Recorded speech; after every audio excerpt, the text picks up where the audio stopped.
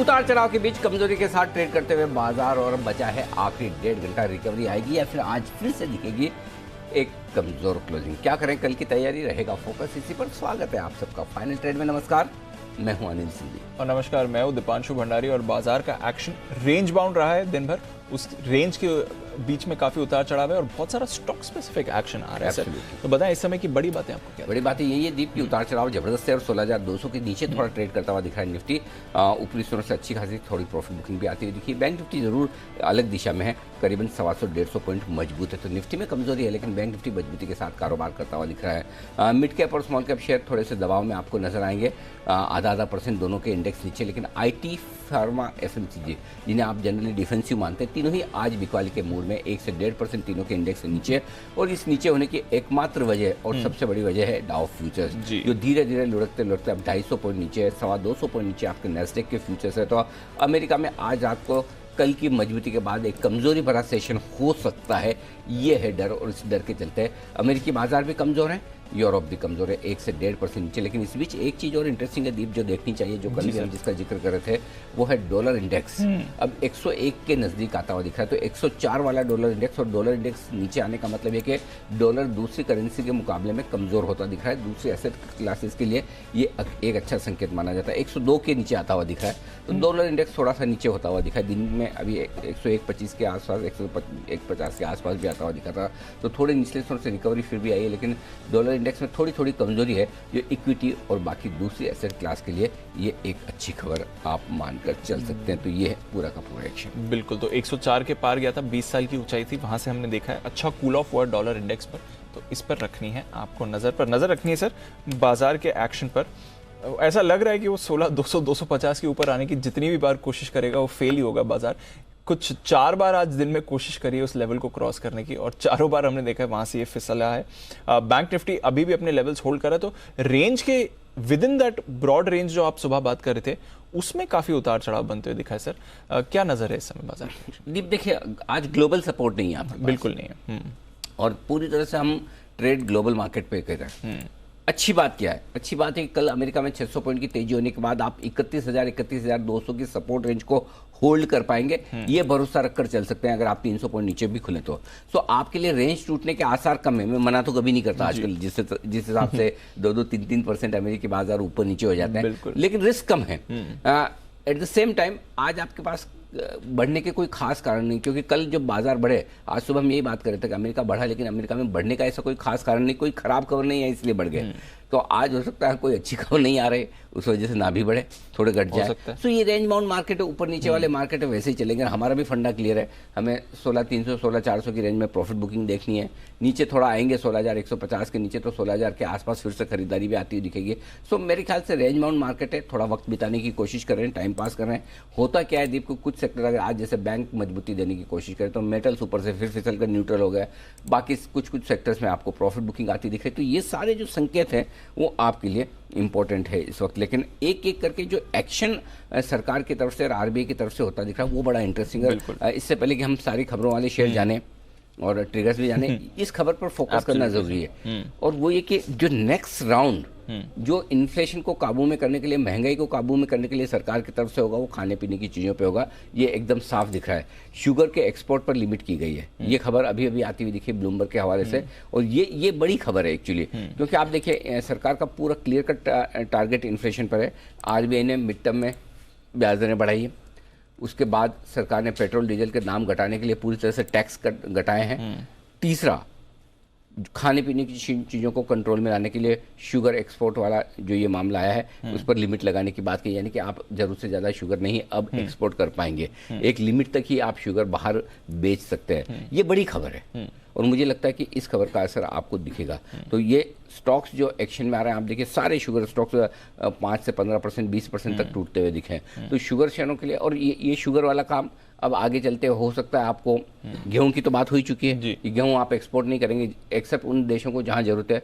Next step खाने पीने के तेल का हो सकता है, नेक्स्ट स्टेप चावल का हो सकता है, कॉटन तो है ही। हाँ, तो चलो कॉटन में तो फिर भी खाने पीने की नहीं, वो भी महंगा तो है। हाँ, और सरकार मीटिंग कर ही चुकी है। तो आई थिंक जो सप्लाई साइड इश्यूज हैं, और ये सेंसिबल चीज है, बिल्कुल, इनसे दाम तुरंत घटेंगे। अगर आपकी सप्लाई ठीक हो गई, डोमेस्टिक सप्लाई ठीक हो गई, तो आपके लिए दाम तुरंत घटेंगे। तो वो महंगाई इस वक्त है ना, बैक ऑफ द माइंड सरकार के एकदम आ गया है, और यही वजह एक एक करके आप देखिए ये स्टॉक्स कमजोर होते हुए दिख रहे हैं, गिरते हुए दिख रहे हैं। तो मेरे ख्याल से थोड़ा बड़ा एक्शन। तो एक प्रीएम्प्टिव, एक तरह से प्रीएम्प्टिव सरकार ने एक्शन ले लिया कि इससे पहले की परेशानी हो या एक्सपोर्ट मार्केट में जो बड़े हुए इंटरनेशनल शुगर प्राइसेस उसका फायदा उठाने के लिए शायद होर्डिंग हो सके, पहले से सरकार ने ये डिसीजन ले लिया ताकि ये प्रिवेंट हो सके और ऐसा एक्शन ना आए दोबारा।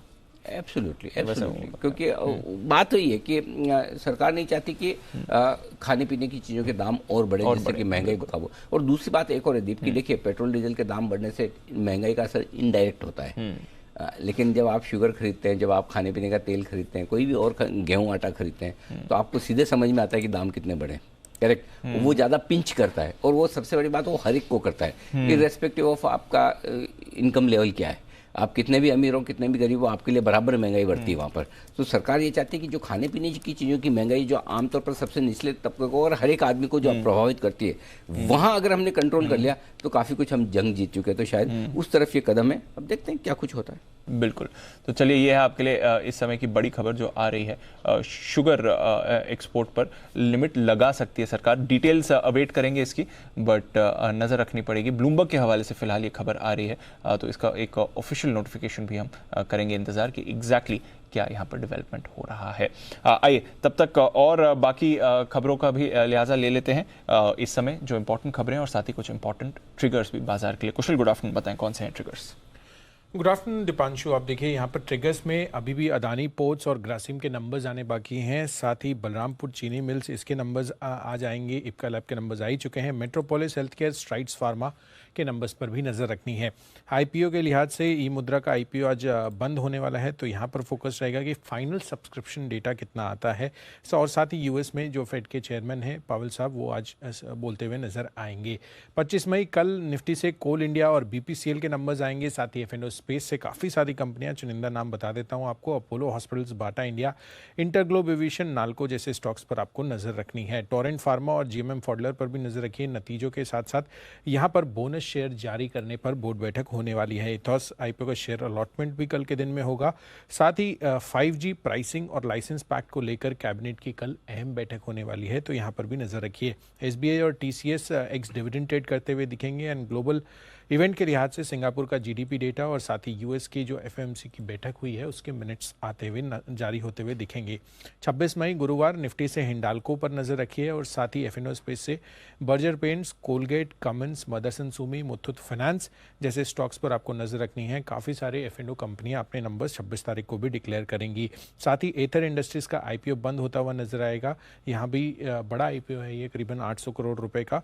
साथ साथ सैक्सॉफ्ट टेक्नोलॉजीज पर भी नजर रखिए। बोर्ड बैठक है, 10:1 के रेशियो में जो शेयर विभाजन पर कंपनी विचार करती हुई नजर आएगी। साथ ही अलकार्गो लॉजिस्टिक्स यहाँ पर 1000 करोड़ फंड जुटाने पर बोर्ड बैठक है, एक्स डिविडेंड ट्रेड करेगा। आईटीसी का शेयर और ग्लोबली यूएस के Q1 जीडीपी आंकड़े भी आते हुए दिखेंगे। तो ये आपके लिए कुछ इंपॉर्टेंट ट्रिगर्स। बड़ी खबर तो अरमान शुगर को लेकर ही है इस समय, और बताएं कौन सी इंपॉर्टेंट खबरें हैं। खबरों के साथ साथ कुछ नतीजे भी हैं, जिसमें इप्का लैब्स हैं। इप्का लैब्स के अगर आप नतीजे देखेंगे तो रेवेन्यू के अलावा देखेंगे तो बाकी सब जगह पेन देखा गया है। कंसोलिडेटेड मुनाफा आप देखेंगे 19% घट कर आया है। वहीं आप अब मार्जिन्स देखेंगे तो मार्जिन्स 20.5% से घटकर 17% पर आते हुए दिखे हैं। NIIT मार्जिन्स प्रेशर में आया है, बाकी तो नतीजे ठीक हैं। कंसोलिडेटेड मुनाफा देखेंगे तो 47 करोड़ से बढ़कर 67 करोड़ पर आता हुआ दिखा है। और वहीं आय की बात करेंगे तो आय भी 270 करोड़ से बढ़कर लगभग 375 करोड़ पर आती हुई दिखी है। बैंक ऑफ इंडिया नतीजे बढ़िया आते हुए दिखे हैं। NII जो है वो लगभग 36% बढ़कर आई हैं। वहीं अगर आप नेट एनपीए या ग्रॉस एनपीए देखेंगे वहां पर भी कटौती देखी गई, 10.5% से घटकर 9.98% पर आते हुए दिखे हैं ग्रॉस एनपीए। और अन्य आय भी लगभग 13% घटकर आई है। खबरों में जी एंटरटेनमेंट पर ध्यान रखिएगा, जिसमें यूएई के T20 लीग के लिए ग्लोबल मीडिया राइट्स कंपनी को मिले हैं, और इसमें भारत और भारत के बाहर भी देखे जा सकते हैं, और ये Z5 पर भी आप इसको प्रसारण को देख सकते हैं। BLS इंटरनेशनल, जिसमें नॉर्थ अमेरिका और मैक्सिको में जर्मन वीज़ा के लिए कंपनी ने करार कर लिया है, और मैक्सिको में कंपनी 2 सेंटर और नॉर्थ अमेरिका में कंपनी 8 सेंटर खोलेगी। PG इलेक्ट्रोप्लास्ट, महाराष्ट्र सरकार के साथ उन्होंने करार कर लिया है, और ये करार की खरीद AC मैन्युफैक्चरिंग के लिए करार किया है। 315 करोड़ का ये करार है। NBCC कंपनी को लगभग 314 करोड़ का ऑर्डर मिला है, और स्मार्ट सिटी डेवलपमेंट और प्रोजेक्ट मैनेजमेंट के लिए ये ऑर्डर मिला है। एबी फैशन, जिसमें कंपनी सिंगापुर जीआईसी से लगभग 2200 करोड़ जुटाएगी और इसमें जीआईसी ने जो हिस्सेदारी वो खरीदेगी वो लगभग 288.75 के भाव पर खरीदेगी। अलेम्बिक फार्मा, जिसमें यूएस एफडीए से कंपनी को दवा की एक मंजूरी मिल चुकी है, फेफड़े से जुड़ी जो बीमारी है उसके लिए एक दवा है। शुगर के लिए ऑलरेडी कवर कर ही लिया है, सरकार ने शुगर एक्सपोर्ट्स पर एक सीमा लगा दी है। साथ में अंत में एक ब्लॉक डील है जिसमें जोमेटो है, जिसमें 74 लाख शेयर के कई सौदे किए गए हैं। ओके, तो ये है आपके लिए कुछ स्टॉक्स जो एक्शन में, ऑफ कोर्स जोमेटो पर तो बड़ी मूव आ रही है, 74 लाख शेयर्स, तो बड़ा एक्शन इस काउंटर में होते हुए आपको दिखा है। आइए और कौन से स्टॉक्स हैं जहां पर रखनी है नज़र, और साथ ही कुछ बढ़िया ट्रेडिंग कॉल्स। हमारे सारे एक्सपर्ट्स हैं हमारे साथ जुड़ रहे हैं शो में, और सबसे पहले तो जो शुगर की ही खबर आई है उसी पर कर लेते हैं फोकस, क्योंकि काफ़ी शार्पली रिएक्शन आया है अक्रॉस शुगर स्पेस। 6% नीचे आपको बलरामपुर चीनी का स्टॉक शेयर ट्रेड करते हुए दिख रहा है। हिमांशु जी, गुड आफ्टरनून। जरा बलरामपुर चीनी के स्टॉक पर नजर डालें, आज नतीजे भी आने वाले हैं, बट ऑफ कोर्स ये जो ब्लूमबर्ग के हवाले से खबर आई है वो हम देख रहे हैं। बताएं क्या है व्यूज पर। Good afternoon to you Deepanshu. Deepanshu देखिए, क्लियर कट इस न्यूज के चलते एक शार्प रिएक्शन स्टॉक में देखने को मिला है, लेकिन स्टॉक अपने इंपॉर्टेंट सपोर्ट्स के आसपास है, जो कि 370-375 के आसपास मल्टीपल सपोर्ट्स हैं। अगर कुछ ऐसी न्यूज आती है एक्सपोर्ट बैन की और ये स्टॉक 370-375 के लेवल को तोड़ता है, तो मुझे लगता है एक sharp round of profit booking stock में आते हुए नजर आ सकता है, और उस कंडीशन में इस स्टॉक में एक बड़ी गिरावट आते हुए नजर आ सकती है, जो कि स्टॉक को 320 से 300 रुपए तक के लेवल्स पे भी नीचे ले जाती हुई नजर आ सकती है। यह है आपके लिए बलरामपुर चीनी पर राय इस वक्त आती हुई। शुगर शेयरों में एक निचले स्तर से रिकवरी भी आती हुई दिख रही है, तेज गिरावट के बाद एक्चुअली आता हुआ दिख भी रहा है। यहाँ से एक्शन पूरा का पूरा। आइए इस बीच बाजार निफ्टी पर थोड़ा दिन के लोअर पॉइंट की तरफ आते हुए दिख रहे हैं, कोई एक साइजेबल रिकवरी इस वक्त दिख नहीं रही, लेकिन हाँ एक स्पेस जो एकदम साफ मजबूती के साथ है वो है फर्टिलाइजर शेयरों की, जहाँ पर अच्छी मजबूती देखने को मिल रही है। और आज का टॉप गेनर कोरोमंडल है, जहाँ पर खरीदारी करने की राय सुबह आज अविनाश जी ने भी दी थी, और उसके बाद मेरे ख्याल से कोरोमंडल किरण जी की तरफ से चंबल में खरीदारी करने की राय आती हुई दिखी थी। वागले साहब एक बार जरा कोरोमंडल के चार्ट्स देखिए, राय दीजिए मजबूती के साथ ट्रेड करता हुआ।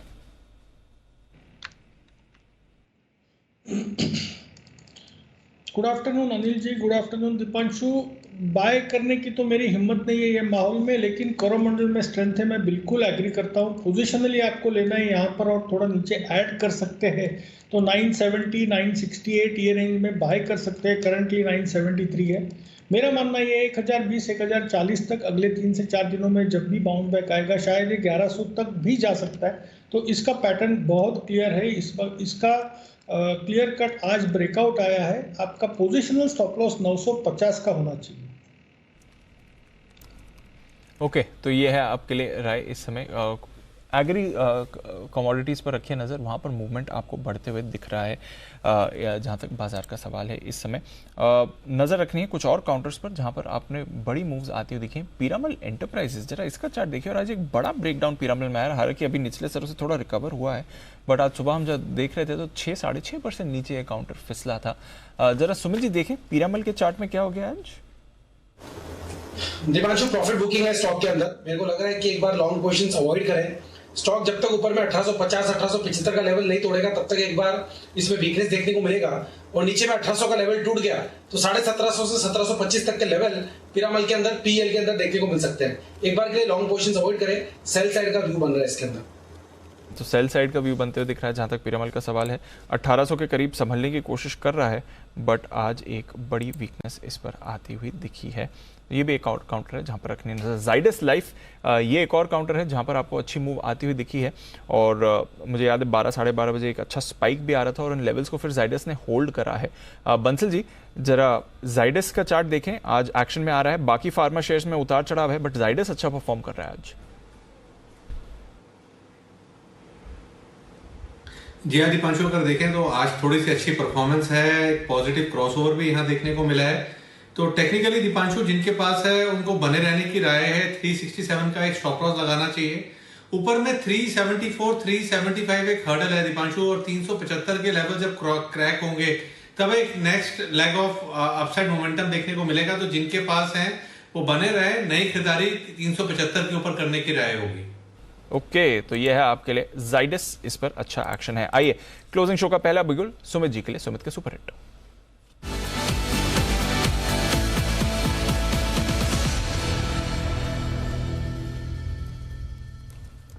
गुड आफ्टरनून, माफ कीजिए सुमित जी, ऑलरेडी बात हो चुकी है, बताएं सुमित जी क्या करना है। दीपांशु, सेल साइड का कॉल है। फार्मा स्टॉक्स में दबाव देखने को मिल रहा है और जो स्टॉक मेरे रडार पे आया है उसका अभी भाव चल रहा है 330 रुपए, 330 रुपए 50 पैसे। स्टॉक का नाम है बायोकॉन। बायोकॉन के अंदर दबाव देखने को मिल रहा है, बायोकॉन में सेलिंग प्रेशर देखने को मिल रहा है और बायोकॉन वैसे भी ओवरऑल वीकनेस ही दिखा रहा है पिछले कई हफ्तों से, इनफैक्ट पिछले कई महीनों से। तो बायोकॉन पे यहाँ पे सीएमपी में बिकवाली करें, 340 रुपए का ऊपर में स्टॉप लॉस बनेगा। नीचे के अंदर जो टारगेट देखने को मिल सकते हैं बायोकॉन में 320 रुपए से लेके 315 रुपए तक के लेवल बायोकॉन में ट्रेडिंग के लिहाज से इस हफ्ते में देखने को मिल सकते हैं। बिकवाली करें बायोकॉन। फार्मा का सबसे कमजोर शेयर, कंपटीशन बायोकॉन और बिंदु, इन दोनों में चलता रहता है, कौन ज्यादा कमजोर किस दिन होगा।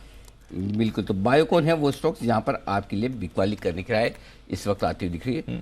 स्टॉक मजबूत किसी जमाने में हुआ करता था, अब मजबूती से गिरने में आगे रहता है। मतलब ये ऐसा हाल हो गया कि जब भी बेचने का मन करे सदाबहार शॉर्ट वाली लिस्ट में आता हुआ दिख रहा है। आई थिंक हिमांशु जी भी तैयार है इनकी। हिमांशु जी आपके लिए भी बिगुल? जी सर। चलिए, हिटमैन हिमांशु।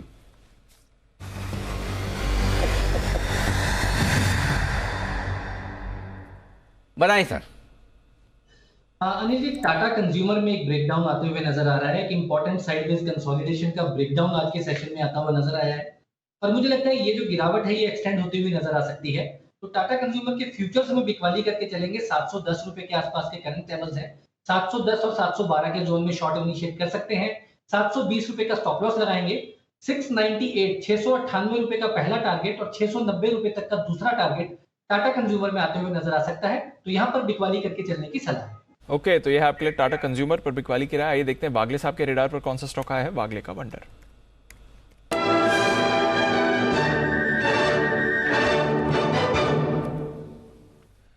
बताएं वागले साहब। दीपांशु, पहले तो हमने हमारे क्लाइंट्स को ये कॉल दिया है 1 रुपए ऊपर, 80 पैसे 1 रुपए ऊपर। Mahindra and Mahindra finance, M&M finance एक वीक स्ट्रक्चर बना रहे हैं। 170 जब से इसने तोड़ा है अभी 167 166.50 के आसपास है। हर बाउंस पे बेचना चाहिए। मुझे नहीं लगता ये 168 69 के ऊपर जाएगा, तो 1-1.5 रुपए की रेंज होनी चाहिए। 170 के ऊपर का स्टॉप लॉस होना चाहिए और मेरा मानना ये 158 to 155 के लेवल्स आपको 1 से 2 दिनों में दिखा सकता है। एक 5 से 7% की down move, trading down move के लिए प्ले किया जा सकता है। रिस्क टू रिवॉर्ड काफी फेवरेबल है। तो ये है आपके लिए M&M फाइनेंस, जिस पर आपको करके चलिए बिकवाली। एक एक करके सारी सेल कॉल्स ही आ रही हैं हमारे एक्सपर्ट्स की तरफ से और हम देख भी रहे हैं कई सारे काउंटर्स हैं जहां पर आपको वीकनेस बढ़ती हुई दिख रही है। तो M&M फाइनेंस ये है आपके लिए सेल कॉल वागले साहब की तरफ से।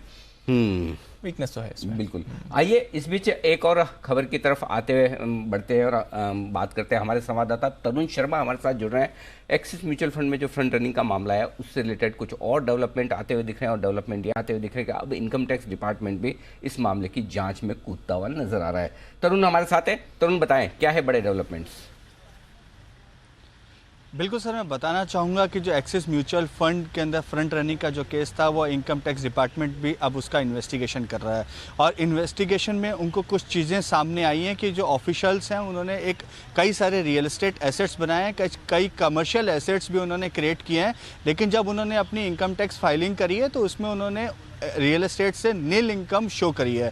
अब नील इनकम शो करने पर इनकम टैक्स डिपार्टमेंट के पास 2 ऑप्शन हो जाते हैं। एक तो उनको डीम्ड रेंट के तौर पे वो पैसा दे सकते हैं, लेकिन यहाँ पर इनकम टैक्स डिपार्टमेंट ये भी जांच कर रहा है कि इनका सोर्स ऑफ फंड क्या था, कि जितना इन्होंने रियल एस्टेट का एसेट्स बनाया है क्या वो उसको इनकी सैलरी जो है, जो इनकम है वो जस्टिफाई कर पा रहे हैं या नहीं। तो इस चीज़ की जांच अब इनकम टैक्स डिपार्टमेंट कर रहा है। इसके साथ साथ इस केस के ब्रोकआउट होने के बाद अब इनकम टैक्स डिपार्टमेंट की देश के जितने फंड मैनेजर्स हैं उन सब पे नज़र है। करीबन 12 fund managers income tax department के रडार पर हैं जिन पे वो एक प्रिलिमिनरी इन्वेस्टिगेशन कर रहे हैं। अभी जो हमारे सोर्सेज हैं वो ये बोल रहे हैं कि अभी उन्होंने कोई शोकोस नोटिस अभी फंड मैनेजर्स को नहीं भेजे हैं, लेकिन आने वाले समय में हम देखेंगे कि कई फंड मैनेजर्स को इनकम टैक्स डिपार्टमेंट के इन्वेस्टिगेशन डिपार्टमेंट के तौर पे की तरफ से शोकोस नोटिस इशू होंगे। तो ये है आपके लिए सेबी और इनकम टैक्स डिपार्टमेंट दोनों की तरफ से इस मामले की जांच अब होती हुई दिख रही। तो जांच का दायरा अब बढ़ता हुआ नजर आ रहा है। आपको ध्यान ही होगा 2 सीनियर अधिकारियों को एक्सिस म्यूचुअल फंड की तरफ से इसके बाद इस मामले के बाहर आने के बाद बर्खास्त किया गया है इस वक्त। जी आइए बढ़ते हैं आगे, और ढेर सारा एक्शन स्टॉक्स में दिख रहा है।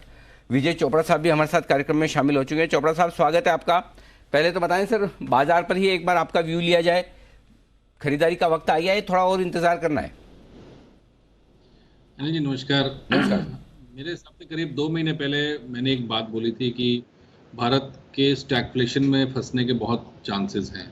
दूसरी बात मैंने ये भी बोली थी, वो लगभग 1 साल से बोल रहा हूँ, कि इन्फ्लेशन बहुत परेशान करने वाला है और आने वाला समय और ज़्यादा परेशान करेगा।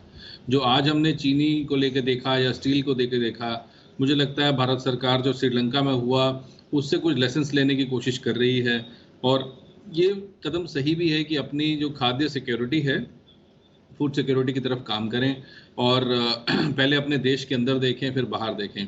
तो मुझे लगता है कि कहीं ना कहीं बहुत ज़्यादा प्रेशर है सरकार पे भी, जो भारत सरकार की बैलेंस शीट है उस पर भी, और कंपनीज पर भी। कंपनीज की भी इनपुट कॉस्ट बहुत बढ़ रही हैं। तो इसमें जो आप खरीदारी करें बहुत सूझबूझ के साथ, बहुत सोच समझ के साथ करें। अगर आप कैश लेके बैठ सकते हैं तो भी कोई बुरी बात नहीं है, मगर जिन भी कंपनीज में आप खरीदारी करें वो बहुत स्ट्रॉन्ग कैश फ्लोज वाली हों और अच्छी कंपनीज हों, तो चांसेस हैं वो वहाँ पे आपका पैसा बच जाएगा। अदरवाइज मुझे लगता है आने वाले कुछ महीने चैलेंजिंग रहेंगे ग्लोबल मार्केट्स के लिए भी, इंडियन मार्केट्स के लिए भी। तो जो आपका सवाल है कि खरीदारी का समय आ गया है, ये कहना बहुत कठिन है जी, क्योंकि जब तक सिग्नल्स नहीं आएंगे कि रेगुलर खरीदारी हो रही है, तब तक ये कहना बहुत मुश्किल है। FIIs रेगुलर बेच रहे हैं, डॉलर और रूपी का इक्वेशन ठीक नहीं है, इन्फ्लेशन बढ़ता हुआ आ रहा है, और जब भी इंटरेस्ट रेट्स बढ़ते हैं, ये तो इतिहास गवाह है कि मार्केट्स का ऊपर चढ़ना थोड़ा कठिन हो जाता है, खासकर फाइनेंशियल सिस्टम और जो फाइनेंशियल कंपनीज होती हैं, जो इंटरेस्ट रेट सेंसिटिव्स होते हैं, वो पॉजिटिवली रिएक्ट नहीं कर पाते। दूसरी चीज़ जो कॉस्ट है वो बढ़ जाती है, कॉस्ट ऑफ कैपिटल बढ़ जाती है, और यहाँ तो इन्फ्लेशन की दोहरी मार है। तो संभावना ये है कि आने वाले 5-6 महीने काफ़ी चैलेंजिंग रहेंगे। रादर पूरा 2022 मुझे लग रहा है काफ़ी चैलेंजिंग रहेगा, और बहुत ही सूझबूझ के साथ और सिलेक्टिव कंपनियों में ही खरीदारी करें।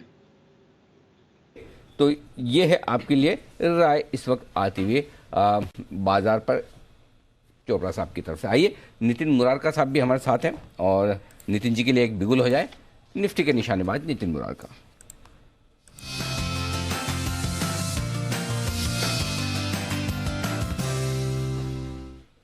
बताएं सर। अनिल जी, यहाँ पे 16,100 की पुट ऑप्शन लेंगे जो 123 में मुझे मिल रही है। इसका स्टॉप लॉस होगा 80 रुपए का, जो आज का लो प्राइस है, और टारगेट करीब 200 के हो सकते हैं। अब इसको लेने के पीछे मुझे काफी इंपॉर्टेंट डेटा दिख रहा है, वो दिख रहा है विक्स इंडेक्स का। विक्स आज करीब 10% ऊपर है। बैंक निफ्टी अभी पॉजिटिव है, निफ्टी 80-90 पॉइंट ही डाउन है, बट विक्स 10% ऊपर होने का मतलब है कि मार्केट कम से कम 200 पॉइंट डाउन होनी चाहिए, क्योंकि नॉर्मली विक्स 10% ऊपर होने का मतलब है मार्केट में सेल ऑफ आना चाहिए, बट उस हिसाब से सेल ऑफ हमें देखने को नहीं मिला है। तो उसको देखते हुए हम यहाँ पे पुट ऑप्शन ले रहे हैं। ओवरऑल ऑप्शन साइड में भी हम देखेंगे तो 16,200 पे कॉल राइटिंग है, 16,100 पे भी कॉल राइटिंग है। तो मुझे ऐसा लग रहा है कि 1600 की जो पुट राइटर्स हैं वो ट्रैप हो सकते हैं, क्योंकि बियर मार्केट में है और हम लोग ये मंथली एक्सपायरी भी है, तो व्यू नेगेटिव है, और 16,000 का टारगेट हम रख के चल रहे हैं। और जो 16,100 की पुट आप 122-23 में लेते हैं, इसका टारगेट आपको 190-200 हो सकता है, 80 रुपए का स्टॉप लॉस होगा। ओके, तो यह है आपके लिए नितिन जी की तरफ से 16,100 की पुट खरीदने की सलाह। यहाँ से लग रहा है कि बाजार और गिरने की तैयारी में आ रहा है। 16,150 पर आ गया इस समय। तो थोड़ी फ्रेश बिकवाली आपको आती दिख रही है, जैसे नितिन जी भी कह रहे हैं। विक्स पर भी रखिए नज़र, 10% ऊपर आपको विक्स इस समय आते हुए दिखेगा। तो परेशानी तो ज़रूर बन रही है बाजार की, और फ्रेश बिकवाली का प्रेशर भी चुनिंदा काउंटर्स पर आ रहा है। एक काउंटर PVR, जिस पर सुबह भी हमारी नज़र थी, और अब एक फ्रेश वीकनेस PVR पर भी आती हुई दिख रही है। हिमांशु जी नजर डालें। PVR वैसे तो अच्छा स्टॉक रहा है, पर आज काफी तेजी से गिरा और अब एक फ्रेश गिरावट और आई है, क्या व्यू है इस पर? दीपांशु, देखिए पिछले काफी दिनों से ये स्टॉक एक रेंज में अटका हुआ है, जहां पर 1850 रुपए अपर एंड और 1750 एक लोअर बैंड इस ट्रेडिंग बाउंड का बना हुआ है। मुझे ऐसा लगता है कि अगर ये स्टॉक 1720 1725 के नीचे अगर निकलता है, तो यहाँ पर जो बिकवाली है वो बढ़ती हुई नजर आ सकती है, और उस कंडीशन में ये स्टॉक 1600 रुपए तक के लेवल्स दिखाता हुआ नजर आएगा। तो फिलहाल वेट करें, लेकिन अगर 1720 के नीचे जाता है तो शॉर्ट इनिशिएट करके चलने की सलाह है। आपके लिए पीवीआर जहां पर आप वीकनेस बनते हुए देख रहे हैं, पर एक स्टॉक जो बुरी तरह से पिटा हुआ था पर अब रिकवरी के मूड में दिख रहा है, आज सुबह इस पर बात भी हो रही थी, जोमैटो। जरा इसको पुलअप करिए, अभी भी 12% ऊपर है, 74 लाख शेयर्स के आज कई सौदे भी हुए हैं और नतीजों के बाद बाजार यहां पर रिएक्ट कर रहा है। तो क्या कुछ निकला है नतीजों में, क्या कुछ पर्सपेक्टिव है बाकी ब्रोकरेजेस का जिसकी वजह से आज पॉजिटिव मोमेंटम बना हुआ है जोमैटो में? आइए जानते हैं अरमान के साथ। अरमान बताइए क्यों पसंद आ रहा है आज के लिए बाजार को जोमैटो? देखिए, जोमेटो में एक चीज़ तो जो कॉमन है, जो हमेशा सबको दिख रही है कि रेवेन्यू तो है, वो तो बढ़ता है, पर हमेशा जो प्रॉब्लम होती है वो इबिटा में होती है और प्रॉफिट आफ्टर टैक्स में होती है, जो कि इस बार भी उसमें कोई नया नहीं है। अब जैसे हमेशा कंपनी एडजस्टेड इबिटा भी रिपोर्ट करती है, तो अगर आप पिछले 3 क्वार्टर से अगर आप एडजस्टेड इबिटा देखेंगे, जिसमें ईसॉप का खर्चा या ऐसा खर्चा होता है जो नॉन कैश होता है, उनको एडजस्ट करके जो कंपनी करती है, तो वो लगातार एडजस्टेड इबिटा कंपनी का बढ़ता जा रहा है। Q2 FY22 में जो 310 करोड़ का घाटा था, वो इस बार 220 करोड़ का घाटा आया। अब ये तो बात हुई एडजस्टेड इबिटा की, पर जो मेन पर्सपेक्टिव जो इन्वेस्टर प्रेजेंटेशन अगर आप देखेंगे तो जिनमें क्वेश्चन आंसर सेशन में उन्होंने बताया है कि एक होता है ग्रॉस ऑर्डर वैल्यू, मतलब आप अगर जोमेटो पे 100 रुपये का ऑर्डर करें जिसमें सब कुछ इंक्लूडेड, आपके डिलीवरी चार्जेस सब कुछ मिला के, उस पर कॉन्ट्रीब्यूशन कंपनी कितना कमा रही है। अभी जो Q4 FY21 में था वो 4.1% था और जो Q3 FY22 में आया वो आया 1.1%, जो कि अब बढ़कर हो गया है 1.7%। है तो ये अभी भी कम, पर मैनेजमेंट का कहना ये है कि हम लॉन्ग टर्म में ये जो कंट्रीब्यूशन है इसको डबल डिजिट में लेके आ जाएंगे। अब ये तो एक और बात, अगर आपको ध्यान होगा कि पहले जब बीच में एक इस कारण भी बहुत गिरा था कि सब ऐसा बोल रहे थे कि यार जोमेटो हर जगह निवेश करे जा रहा है माइनॉरिटी स्टेक के लिए, उस पर भी कंपनी ने क्लैरिफिकेशन दिया कि अभी फिलहाल में कंपनी का अब कोई भी मोटिव नहीं है कहीं पर भी और इन्वेस्ट करने का, कहीं पर भी माइनॉरिटी स्टेक खरीदने का। उसके साथ साथ एक और इंडिकेटर कंपनी ने यह बताया है कि हमने Q4 FY22 में लगभग 300 नए शहरों में हमने कामकाज शुरू करा है। अब टोटल जो जहां पर कामकाज करते हैं वो लगभग 1000 से ज़्यादा शहर हैं। उन 1000 शहरों में से लगभग 300 ही सिर्फ ऐसे शहर हैं जो लगभग 99% इनको कंट्रीब्यूट करते हैं। तो मैनेजमेंट का कहना है कि ये तो अब मैच्योर्ड हो चुके हैं, तो अब ये जो ऑलरेडी जो अभी हमने रिसेंटली ऐड करे हैं, ये जब मैच्योर होंगे तो हमारा फिक्स कॉस्ट तो वो का वही है, प्लेटफॉर्म तो वो का वही है, तो उससे जब रेवेन्यू आएगा तो वो हमको कॉन्ट्रीब्यूशन में बढ़ोतरी देगा। एक ये भी रीजन था। दूसरा, अगर आप देखेंगे कंपनी के बुक्स में हाल ही अगर आप इन्वेस्टमेंट्स देखें या टोटल कैश मिलाकर देखें, लगभग 12,200 करोड़ का कैश एंड बैंक बैलेंस है, जो कि अभी जो मौजूदा मार्केट कैप है उसका लगभग 25% के आसपास आ जाता है। साथ में अगर आप मैनेजमेंट ने प्रेजेंटेशन में लगभग 40 क्वेश्चन है, उन 40 क्वेश्चन में से मैनेजमेंट ने 3 या 4 बार ये स्पेसिफिकली कहा है कि हमारा फोकस ग्रोथ के साथ साथ हमें पता है हमारा फोकस है एबिटा पर, प्रॉफिट पर, हम अब खास फोकस उधर भी कर रहे हैं। तो ये सब चीज़ों को देखकर ये पूरा मार्केट को ये चीज़ें अच्छी लगी, तो इस कारण रिएक्शन भी शायद अच्छा हुआ। और रिएक्शन अच्छा बना हुआ है जोमेटो पर, सुबह से ही तेज़ी के मूड माहौल में है। ये तेज़ी सस्टेन कर पाता है या नहीं ये देखना पड़ेगा, बट डेफिनेटली एक बाउंस बैक आया। 76 था इसका आईपीओ इशू प्राइस, अभी भी काफ़ी दूर है उससे, बट एटलीस्ट आज थोड़ा ग्राउंड जोमेटो ने कवर करा है, तो इस पर भी रखें नज़र। सुमित जी, जोमेटो यहाँ से थोड़ा और स्ट्रेंथ एक्सपेक्ट करें क्या? बाउंस बैक आ सकता है दीपांशु, बट मेरे को नहीं लगता कि कोई बहुत बड़ा व्यू लेके इसके अंदर बैठना चाहिए। बाउंस बैक के अंदर हो सकता है कि 68 रुपए 70 रुपए तक के लेवल देखने को मिले, बट जैसे ये थोड़ा सा बाउंस बैक का माहौल शांत होगा तो ये वापस से गिरेगा और फिर वापस से नए लो बनाएगा। तो मेरे हिसाब से तो बेटर रहेगा अगर इससे दूर रहेंगे तो। अभी है सुमित जी, स्विगी से एक बार जोमेटो ट्राई तो करो। ट्राई किया चार्ट पे या मतलब ऑर्डर करके? ऑर्डर करने में कोई दिक्कत नहीं है, प्रॉब्लम चार्ट्स पे है। ओके, मुझे लगा कि ऑर्डर स्विगी से ही जाते हैं आपके, इसलिए पता चला कि जोमेटो अब तक चार्ट्स पे आ नहीं रहा।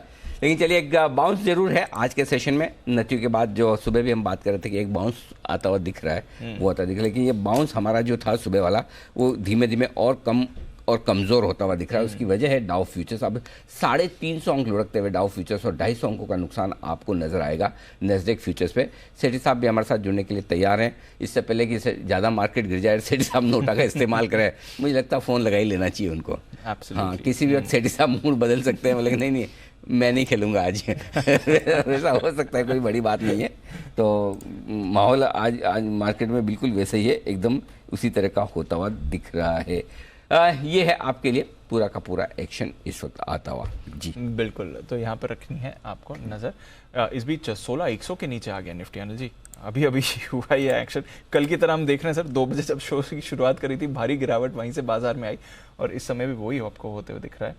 तो और वीकनेस इस पर बनी हुई है। आइए देखते हैं इस गिरावट में और कहाँ पे कॉल्स आ रही हैं एक्सपर्ट्स की तरफ से। बिगुल हिमांशु जी के लिए।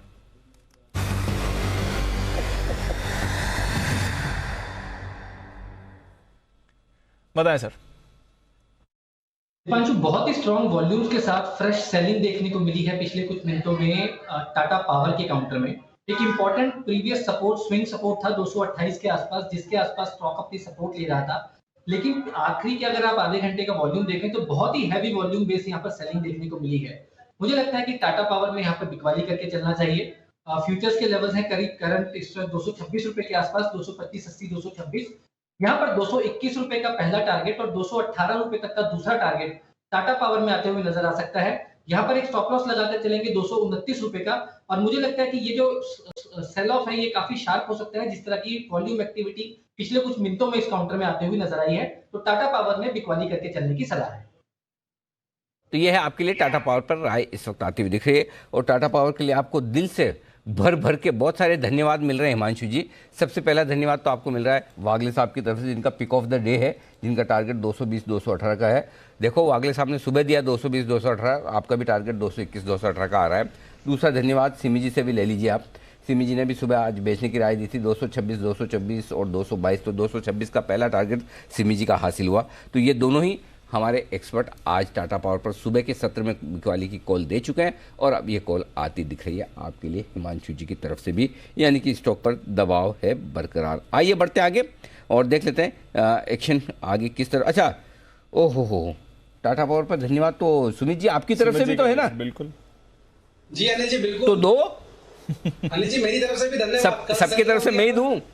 नहीं, मैंने कहा अनिल जी आप दे रहे थे तो मैं बीच में क्यों कर रहा हूं। हाँ, ये आइडिया ठीक है, कोई और अपना काम कर रहा तो करने दो, अपने क्यों कर रहा है। बहुत बढ़िया। एक दिन मैं आता हूँ किसी दिन वीकेंड पर, मुझे भी ये वाली टेक्निक सिखाई है सुमित जी से सीखने को बहुत कुछ है हमारे लिए। ओके, आइए सेठी साहब तैयार हो, तब तक जल्दी से एक बार कुणाल जी राकेश जी के लिए चार्ट कॉर्नर का बिगुल।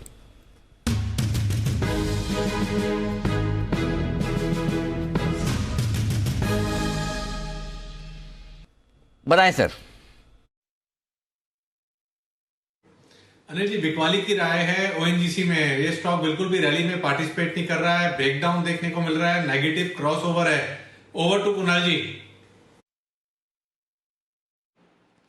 अनिल जी, जिसको कहा जाता है स्ट्रक्चरल ब्रेकडाउन, वो ओएनजीसी के चार्ट पर आता हुआ दिख रहा है। 155 का एक बहुत इंपॉर्टेंट लेवल था जो कि आज के ट्रेड में हम ढहता हुआ देख रहे हैं, और ये 5 महीने का टॉपिंग आउट पैटर्न है जो ओएनजीसी में बना है। तो इस स्टॉक में आपको बड़ी गिरावट के लिए तैयार रहना चाहिए। 140 के नीचे जाने की संभावना दिखती है, शॉर्ट करके चलें। स्टॉप लॉस रखना है 153 रुपये 50 पैसे, 153 हाफ पर। पहला टारगेट होगा 146 रुपये का, 146 का। इवेंचुअली 142 रुपये का, 142 का टारगेट है। और अनिल जी, आप सेठी जी से बात कर लें, उसके बाद अनिल जी एक बहुत जरूरी वाला कॉम्प्लीमेंट है आपके लिए जो आप तक पहुंचाना है। अनिल जी, सेठी साहब की तो हमें आवाज ही नहीं आ रही, उनका कनेक्शन भी नहीं हुआ, और हो भी गया होगा तो हम 10 मिनट उनको इंतजार करा देंगे। कॉम्प्लीमेंट के लिए कौन इंतजार करेगा, इतना बढ़िया कॉम्प्लीमेंट है तो पहले दे दे।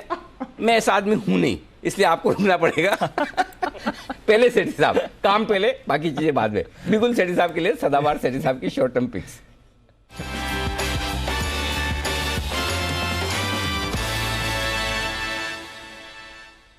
सेठी साहब, स्वागत है आपका। बहुत लोगों ने भटकाने की कोशिश की मैं कि आपके पास ना आऊं, लेट आऊं, दे रहा हूं, लेकिन मुझे लग रहा था कि जितना देर करूंगा उतना आपका मूड बदल सकता है नोटा की तरफ, तो मैं जल्दी से भाग के आ गया। बताएं सर, क्या इरादा है? बिल्कुल सही पापा आपने अनिल जी, नोटा तो नहीं बट आधा हो गया एक्चुअली। आधा हो गया, देखो लग ही रहा था मुझे, थोड़ी देर और ये कुणाल जी के चक्कर में आ जाता तो पता चला बाकी आधा भी गया। जल्दी जल्दी बता दे सर, इससे पहले कि बाजार और गिरे। नहीं अनिल जी, बाजार और गिरे से स्टॉक चेंज नहीं होगा। वो मतलब ऐसा है ना अनिल जी कि बाजार बहुत ही मुश्किल बाजार है। अब यहाँ पे जो अच्छी क्वालिटी के स्टॉक्स है उनको खरीद के रखना है, और हो सकता है थोड़ा नीचे भी आ जाए, बट मुझे लगता है over a period of time उसमें अच्छे पैसे बनेंगे। तो उसी तरह का एक स्टॉक आज आइडेंटिफाई किया है अनिल जी। स्टॉक का नाम है फीएम इंडस्ट्रीज लिमिटेड, जो अभी 907 के लेवल पे ट्रेड कर रहा है। FM, FIEM, FM IND, FM industries. ये एक ऑटो कंपोनेंट कंपनी है जो कि मेनली 2 व्हीलर सेगमेंट को कैटर करती है। एक जबरदस्त कंपनी है, मार्की क्लाइंट लिस्ट है, जैसे होंडा, टीवीएस मोटर्स वगैरह। और बाकी अनिल जी आपको याद हो जब ओला इलेक्ट्रिक ने अपना जो इलेक्ट्रिक 2 व्हीलर लॉन्च किया था, जिसको एक जबरदस्त बुकिंग मिली थी, 2 दिन में 1100 करोड़ की बुकिंग मिल चुकी थी, उन्होंने इस कंपनी को सोल सप्लायर अपॉइंट किया है कुछ पार्ट्स के लिए, जैसे हेडलैम्प्स है, टेल लैम्प्स है, इंडिकेटर्स, मिरर्स और काफी दूसरे कंपोनेंट्स के लिए। तो इलेक्ट्रिक व्हीकल स्पेस में भी बहुत ही सीरियस कंटेंडर है ये कंपनी। अच्छे फाइनेंशियल्स है, डेट इक्विटी रेशियो 0.04, मतलब ऑलमोस्ट नील डेट वाली कंपनी, और रिटर्न रेशियोज भी बहुत अच्छे। और सबसे अच्छी बात है इन लेवल्स पे वैल्यूएशन के लिहाज से बहुत ही सस्ता है, 14 के मल्टीपल पे स्टॉक ट्रेड करता है, जबकि ऑटो कंपोनेंट कंपनीज इस तरह की 40-45 के मल्टीपल पे ट्रेड करती है। बाकी ईयरली हाईज थे 1377 के, और वहां से करेक्ट होके आज 910 के लेवल पे अवेलेबल है। और हमने अभी हाल ही में देखा ऑटो सेक्टर एक स्वीट स्पॉट में है, जब से पेट्रोल डीजल के दाम गिरे हैं तो उसका फायदा देखा जा रहा है। फिर स्टील के दाम गिरने से इनका जो मेजर कॉस्ट ऑफ मटेरियल है वो भी कम होने जा रहा है। तो ऑल इन ऑल ऑटो और ऑटो कंपोनेंट एक अच्छा सेक्टर लग रहा है, और मुझे लगता है यहाँ पे फीएम इंडस्ट्रीज में इन लेवल्स पे खरीदे। मेरा इसमें शॉर्ट टर्म का टारगेट है 950 का, स्टॉप लॉस रखना 890 रुपए का। यह है आपके लिए फीएम इंडस्ट्रीज, जहां पर आप करके चल सकते हैं खरीदारी इस समय। दूसरी कॉल कौन सी रहेगी सर? दीपांशु ने ठीक से सुना नहीं, आज मैंने आधा कर दिया। मैंने अच्छा माफ कीजिएगा। नहीं सुना सब बराबर रहने वाला, एक चांस ले लो, कोशिश करते हैं। क्या पता आप भूल गए हो और बोले दूसरी ये वाली, ऐसा भी तो हो सकता है। देखो पूछने में क्या जाता है, हाँ पूछने में क्या जाता है, लेकिन फिर भी आपकी हिम्मत को मतलब सलाम है कि आप इतने ऐसे मार्केट में भी आकर आप कॉल तो दे रहे हैं। नहीं तो यहाँ पर तो मतलब अगर खरीदने का कोई काम हुआ है तो सिर्फ एक ही हुआ है जो नितिन जी ने किया है, पुट खरीदा है। बिल्कुल, तो ये है आपके लिए फीएम इंडस्ट्री खरीदारी करने की राय सेठी साहब की तरफ से। तो फीएम इंडस्ट्रीज ये है आज के लिए सेठी साहब की कॉल। आइए बाजार पर क्या है स्ट्रैटेजी जानते हैं अनिल जी के साथ।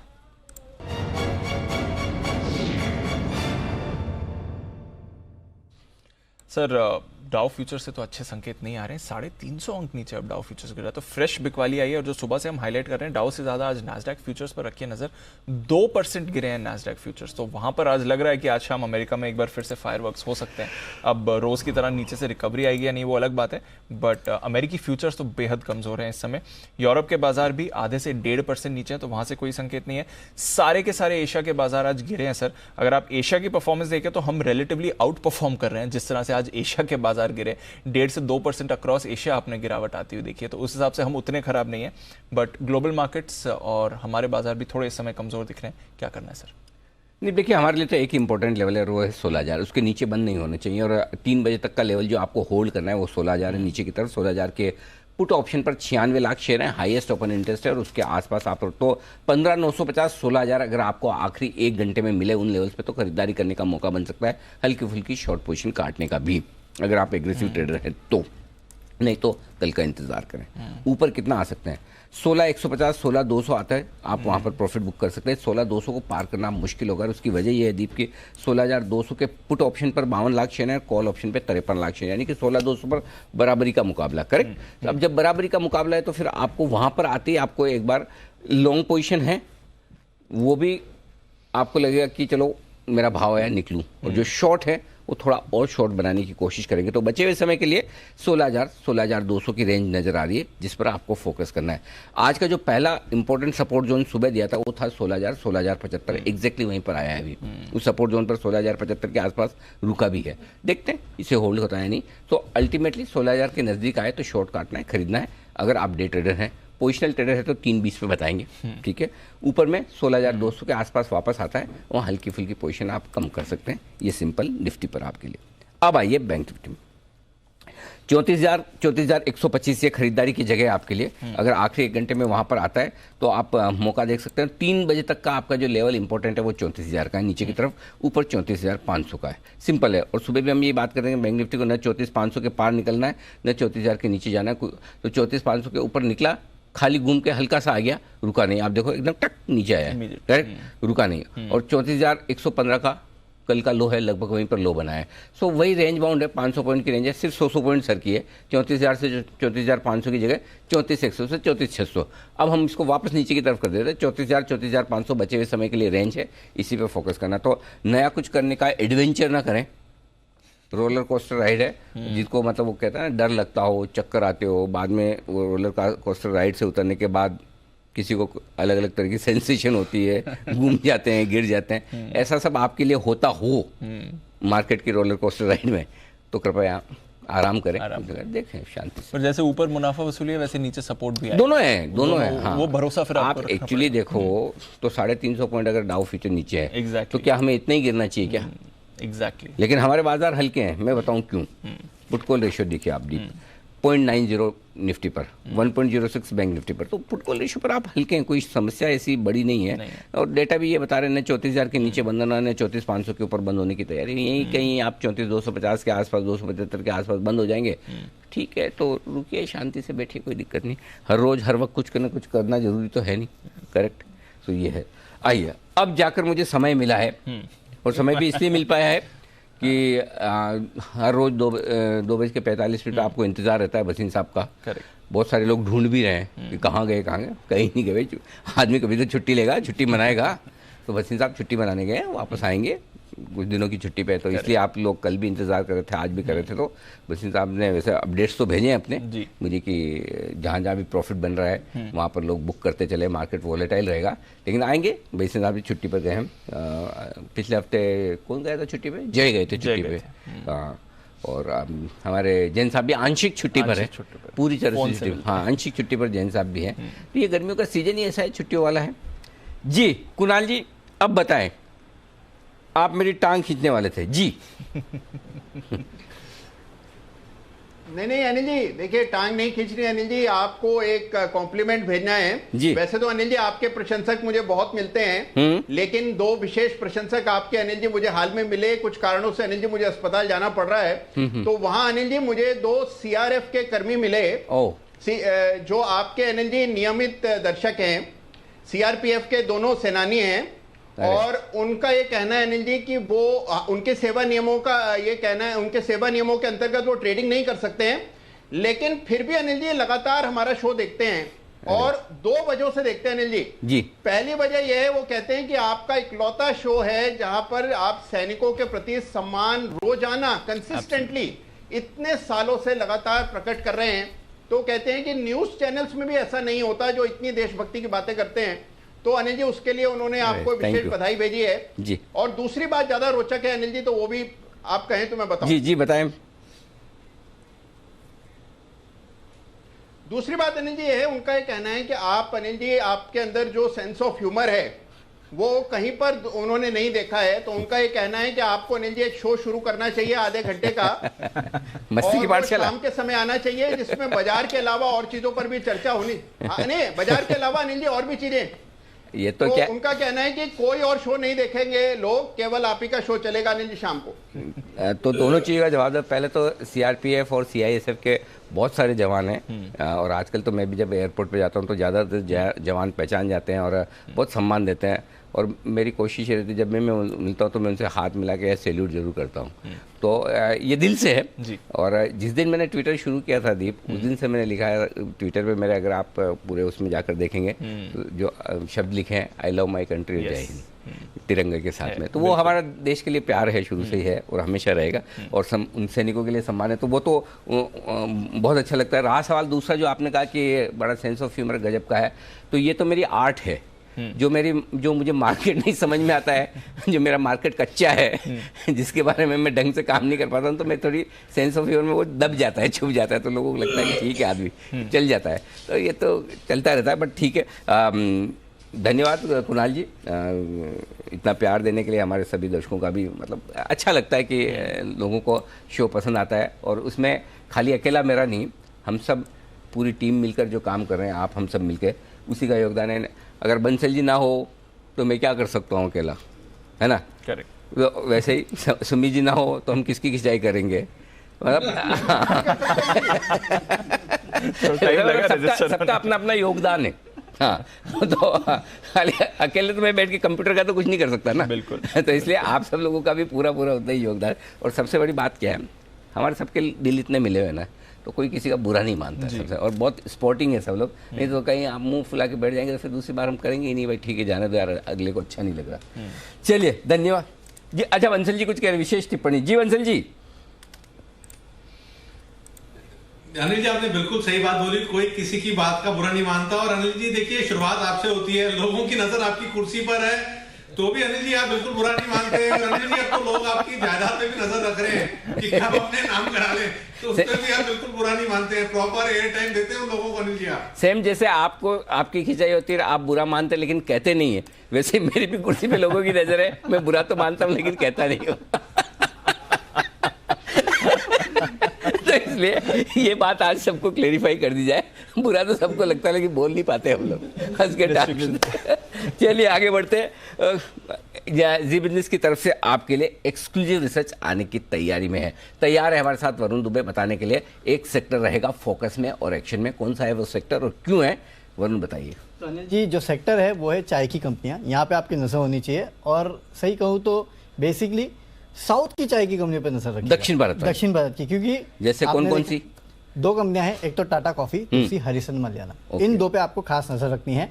टाटा कॉफी से ज्यादा हरिसन मलयालम, ये भी मैं आपको बताता था। अब इशू क्या है, देखिए आपको पता है कि असम में किस तरह से इश्यूज चल रहे हैं, वहाँ पे फ्लड आया है, बाढ़ आई है वहाँ पे, उसके चलते काफी सारे जो इलाके हैं वो प्रभावित हुए हैं। ज्यादातर अगर आप देखेंगे तो डिब्रूगढ़ और तिनसुकिया जैसे इलाके जो है वहाँ पे अच्छी खासी बाढ़ आई है, और सबसे ज़्यादा टी एस्टेट्स अगर आप देखेंगे तो इन एरियाज में है। नो डाउट, मैं ये नहीं कह रहा हूँ कि सबके सब टी एस्टेट पे इम्पैक्ट हुआ है, लेकिन कहीं ना कहीं असर ज़रूर हुआ है। और इसका असर जो है इसके पहले भी आपने देखा कि हिस्टोरिकली देखने मिला है। इसके पहले हमने देखा था 2020 में भी इस तरह के इश्यूज हुए थे, उसके पहले भी हुए थे, और तब जो है वो चाय की कीमतों में करीब करीब 50 से 60% के आसपास की बढ़त जो है वो देखने मिली थी। और इस बार भी इनफैक्ट मैं कुछ चैनल चेक करके आया हूँ अनिल जी, इनफैक्ट मैं आपको बता भी देता हूँ किसने मुझे बताया है।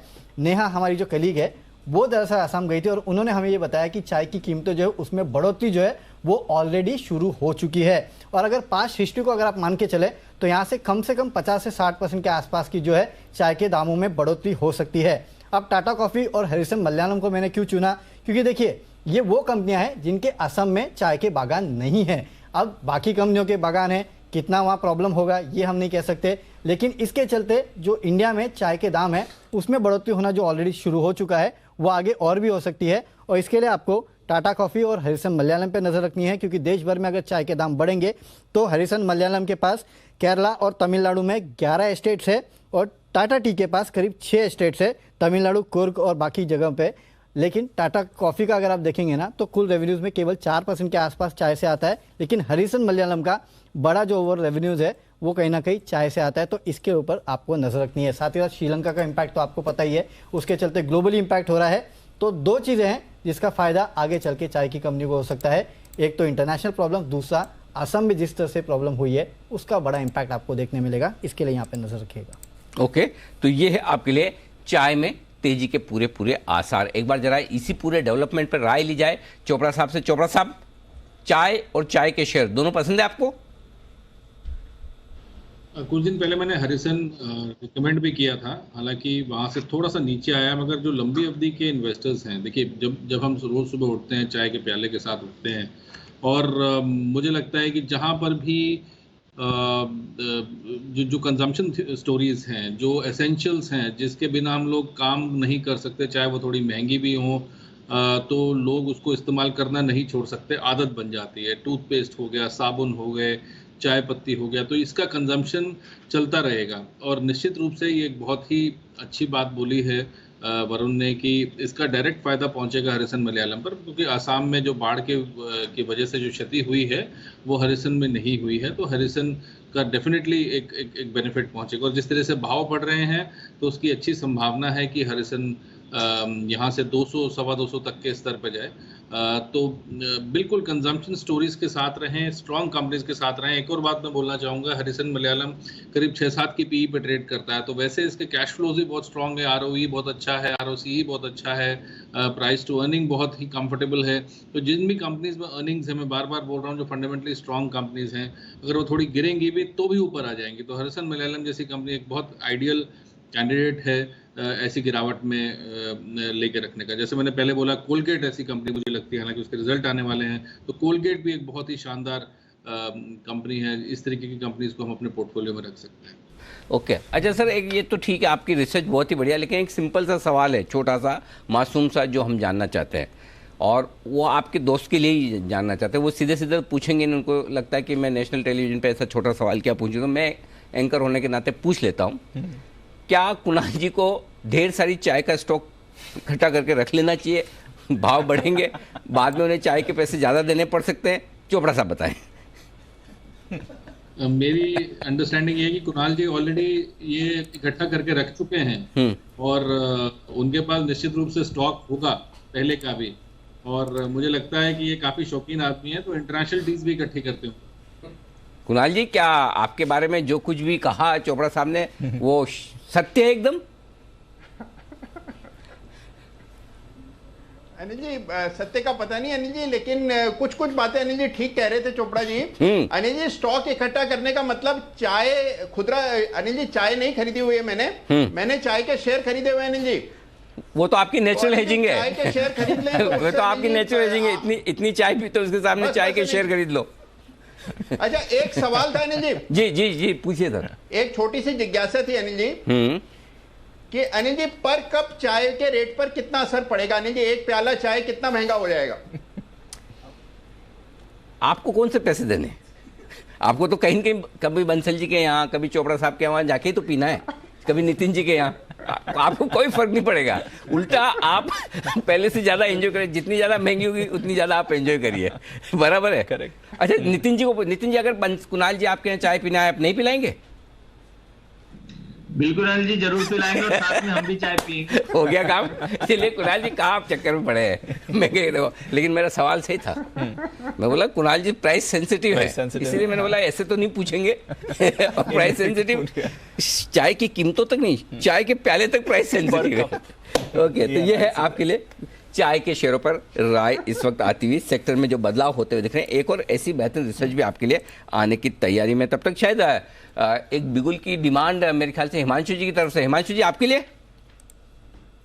जी सर। ओके, हिमांशु जी के लिए बिगुल। हिटमैन हिमांशु।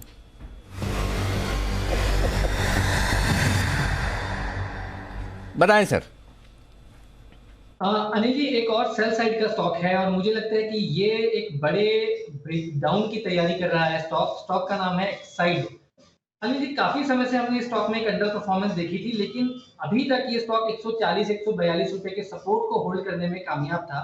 लेकिन अब जिस तरह का यहाँ पर चार्ट फॉर्मेशन बन रहा है और जिस तरह का डेटा है, मुझे लगता है कि ये स्टॉक यहाँ से एक ब्रेकडाउन देता हुआ नजर आएगा। बेहद शॉर्ट टर्म के लिए, आज और कल तक के लिए, मुझे लगता है कि यहाँ पर 137 और 134, 137 और 134 रुपए के टारगेट्स के लिए बिकवाली करके चलने की सलाह रहेगी।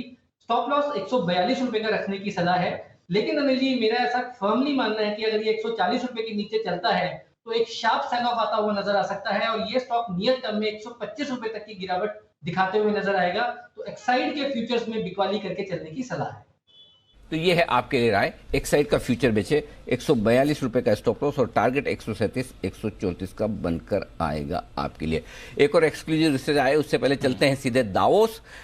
हमारी एग्जीक्यूटिव एडिटर स्वाति खंडेलवाल हमारे साथ जुड़ रही हैं सीधे दावोस से, एकदम 100% लाइव।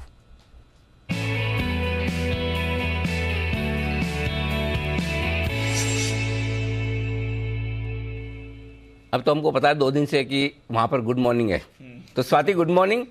हमने दावोस भेजा था आपको ये सोच के कि पीछे आप कहीं बढ़िया बर्फ के वहां पर जाकर फोटो आएगा, पीछे बैकग्राउंड, ऐसी बढ़िया लोकेशन होगी। ये तो मुंबई जैसे ही दिख रहा है मामला पूरा। एक्चुअली मुंबई जैसा, बिल्कुल इंडिया के सबसे ज़्यादा प्रेजेंटेशन भी है। तो आप जब वॉक करते हैं तो आपको ज्यादातर यहाँ इंडियंस ही दिखते हैं, तो बहुत फर्क नहीं है, जैसा आपने सही कहा, मौसम में भी और लोगों में भी। तो ये एक तरह से अच्छी बात है क्योंकि इंडिया की प्रेजेंस बहुत स्ट्रांग है वर्ल्ड फोरम पे, जो कि विश्व का सबसे बड़ा मंच है इकोनॉमी को लेकर। और यहाँ पर बारिश हो रही है सर, थोड़ी सी इस बार स्नो नहीं है बट बारिश है, धूप है, थोड़ा मिक्स्ड वेदर है। बिल्कुल। तो आज मुंबई में भी बारिश हुई है, आज मुंबई में भी बारिश हुई है। और अभी भी आपके पीछे से जो गाड़ी निकली DHL की पीले कलर की, वैसी गाड़ी मुंबई की सड़कों पे भी हमें दिखती है। इतना पैसा खर्च के जाके ज्यादा एक्सपीरियंस वाइज फायदा नहीं हुआ, लेकिन जो आप इंटरव्यू कर रही है, जिन लोगों से मिल रहे हैं, उनसे बहुत कुछ आपको सीखने समझने को मिल रहा है। तो बताइए आज डे 3 क्या एजेंडा है? बिल्कुल सर, एक्चुअली डे 3 में अगर देखें तो ये बहुत ही पैक्ड डे आज इसलिए है क्योंकि सबसे ज़्यादा CEOs आज फाइनली अपना यहाँ पर प्रेजेंस दिखाएंगे। अभी कुछ ही देर में मैं अनिल अग्रवाल साहब वेदांता चेयरमैन के साथ इंटरव्यू करूंगी। अपोलो टायर्स के मैनेजमेंट के साथ यानी कि नीरज कन्वर साहब रहेंगे, उनके साथ बातचीत होगी इंडस्ट्री के बारे में। ऑफ कोर्स उनका इंटरनेशनल प्रेजेंस बहुत ज़्यादा है, कैसा ग्लोबल ग्लूम एंड डूम में किस तरीके का प्रदर्शन होगा, कमोडिटी प्राइसेस को लेकर, इन्फ्लेशन को लेकर क्या कंसर्न्स है इन कंपनीज के, उसके बारे में बात होगी। टाटा स्टील के टॉप मैनेजमेंट टीवी नरेंद्रन साहब भी यहाँ पर होंगे। ये कुछ बड़े नाम हैं जो मैं आप बता रही हूँ। इसके अलावा ऑफकोर्स तमिलनाडु, कर्नाटका के चीफ मिनिस्टर के साथ तो हमने बात की, बट तमिलनाडु, मध्य प्रदेश, थोड़ी देर में महाराष्ट्र के कुछ 2 मंत्रियों के साथ बात हुई है। आज एक विस्तार से बड़े रूप में आदित्य ठाकरे साहब के साथ भी बातचीत होगी। कल हमें मिला था मौका, बट अंधेरा हो गया था, बारिश हो रही थी, तो हमने कहा कि नहीं, ऐसे नहीं, हमें बस करने के लिए इंटरव्यू नहीं करना है, हम अच्छे से ढंग से प्रॉपर टाइम लेकर अच्छा इंटरव्यू करेंगे। इसके लिए आज आप वो भी एक बड़ा इंटरव्यू देखेंगे। महाराष्ट्र की आगे किस तरीके की पॉलिसीज हैं, क्या फोकस होगा अर्बनाइजेशन को लेकर, वो एक बड़ी चर्चा रहेगी आज के इंटरव्यूज में। क्विकली बता दूं, जो हरदीप पुरी साहब के साथ बात हुई उसमें एक बड़ी बात निकल कर आई BPCL डाइवेस्टमेंट को लेकर, और उन्होंने ये कहा कि that is absolutely on track, केवल उसका फॉर्म एंड टाइमिंग बदल रहा है, बट BPCL वो डाइवेस्ट करने के लिए प्रतिबद्ध है। जैसे कि एयर इंडिया हुआ था, एयर इंडिया को थोड़े टाइम के लिए होल्ड किया था, उसके बाद बेचा और देखिए सक्सेसफुल हो भी गया। इसी तरह से BPCL भी ऑन ट्रैक है, ये कहा है उन्होंने खुद, जो आपने इंटरव्यू में सुना होगा और हमारे दर्शकों तक ये मैसेज गया है right from the oil ministers mouth. इसके अलावा ऑफ कोर्स चर्चाएं चली रही हैं, इंडिया फोकस में है। जैसा आप जानते हैं, टेक कंपनी से बात हो रही है, इन्फोसिस, HCL, वो काफ़ी गंगो हैं, बहुत अच्छा रिस्पांस मिल रहा है। मेटावर्स, आर्टिफिशियल इंटेलिजेंस, वेब 3.0, ये कुछ बज़वर्ड्स हैं जिस पर सभी कंपनीज काम कर रही हैं। इंडिया को बहुत प्रोमिनेंस में देखा जा रहा है ऑन द टेक्नोलॉजी फोरफ्रंट से। ओह वंडरफुल। और पीछे आपके हम देख रहे हैं कि एक पिंक कलर में तमिलनाडु का हमें पेवेलियन दिख रहा है, फिर आपके जस्ट पीछे महाराष्ट्र दिख रहा है, साइड में थोड़ा मध्य प्रदेश दिख रहा है, मतलब पूरे ये इंडिया का पेवेलियन है। हाँ, जी, बिल्कुल। तो ये सारे के सारे इंडिया का, मैं जहाँ खड़ी हूँ वहाँ इंडिया है। जी, बताइए। मैं इंडिया में खड़ी हूँ और मेरे बिल्कुल ठीक सामने 4 स्टेट्स हैं, आंध्र प्रदेश, तमिलनाडु, महाराष्ट्र और मध्य प्रदेश। इन चारों स्टेट्स के रिप्रेजेंटेशन, और आप देखिए ज़बरदस्त यहाँ पे भीड़ है। सबसे ज़्यादा अगर हम देखें पूरे प्रोमेनाड में तो यही एरिया है जो बहुत बजिंग है, यहाँ बहुत ट्रैफिक जैम्स भी हो रहे हैं सर, आप देख सकते हैं पीछे। नहीं, बॉम्बे जितना नहीं है, इतनी खाली जगह में तो हम बॉम्बे वाले कहाँ से कहाँ निकल जाते हैं। और स्वाति कह रही मैं इंडिया में खड़ी हूँ, मुझे एक बार तो डाउट हुआ, मैं दावोस में तो नहीं। तो आप इंडिया पवेलियन में खड़ी है, और हमारे कैमरामैन को विशेष धन्यवाद दीजिएगा जिन्होंने कैमरा पैन करके पूरा का पूरा हमें दिखाया कहाँ कहाँ क्या क्या पवेलियन है। थैंक यू स्वाति ये इस लाइव लिंक के लिए। और जब बात करते हैं ऐसा हमें भी फील आता है कि हम ही दावोस में हैं। तो चलिए, बहुत अच्छे इंटरव्यूज और बहुत अच्छा आप वहाँ से इंफॉर्मेशन भेजिए। जी बताइए। जी की यहाँ जबरदस्त प्रेजेंस है सर, सब पहचानते हैं हमें, आप हम सबसे बात कर रहे हैं और सब एकदम हमें बहुत वेलकम भी करते हैं, अप्रिशिएट करते हैं हमारा काम। तो अच्छा लगता है कि ग्लोबल स्तर पे भी एक रिकग्निशन है, लोग अच्छे काम को सराहते हैं सर। Wonderful, very nice. और आपको बधाई इस बात की, और कैमरामैन को भी हमारी तरफ से जरूर बधाई दीजिएगा। बहुत अच्छी फ्रेम भी बनाई है और बहुत अच्छे से वो भी काम कर रहे हैं, तो बहुत बहुत धन्यवाद। कल आपसे फिर हैंड हेल्ड कर रहे हैं, हैंड हेल्ड कैमरा ने जी, सारे इंटरव्यूज हैंड हेल्ड आ रहे हैं सर, मैं बता दूं बिल्कुल, देयर इज नो ट्राइपॉड, पूरा का पूरा 20-20 मिनट भी जो इंटरव्यूज जा रहे हैं बिल्कुल हैंड हेल्ड जा रहे हैं। ओके, लगता है हमारे इतना स्टेबल है सर। हमारे कैमरामैन प्रहलाद न सिर्फ मतलब कैमरा अच्छा चलाते हैं, पूरा मतलब कसरत भी बराबर करते हैं। अगर 20-20 मिनट तक कैमरा हाथ में लेके घूमना है आसान काम नहीं है। जी सर, आप इतने अच्छे लीडर हैं, इतनी मेहनत आप खुद करते हैं, वो रब ऑफ हम सब में भी आता है, सब जोश में है, जबरदस्त काम करते हैं सर सुबह से रात तक। थैंक यू, ये आप ही का इफेक्ट है सर। अरे thank you so much Swati. और फिर कल आपसे मुलाकात होगी, और इस बीच में आज बचे हुए समय में ढेर सारे इंटरव्यूज़ आपको जो स्वाति वहाँ से हमें करके भेजी वो देखने ज़रूर मिलेंगे। लेकिन ये दावोस की बात हुई, दावोस के साथ साथ एक तस्वीर और दिखाना चाहते हैं, और मैं ये तस्वीर हमारे सारे पैनलिस्ट को भी दिखाना चाहता हूँ और दर्शकों को भी दिखाना चाहता हूँ।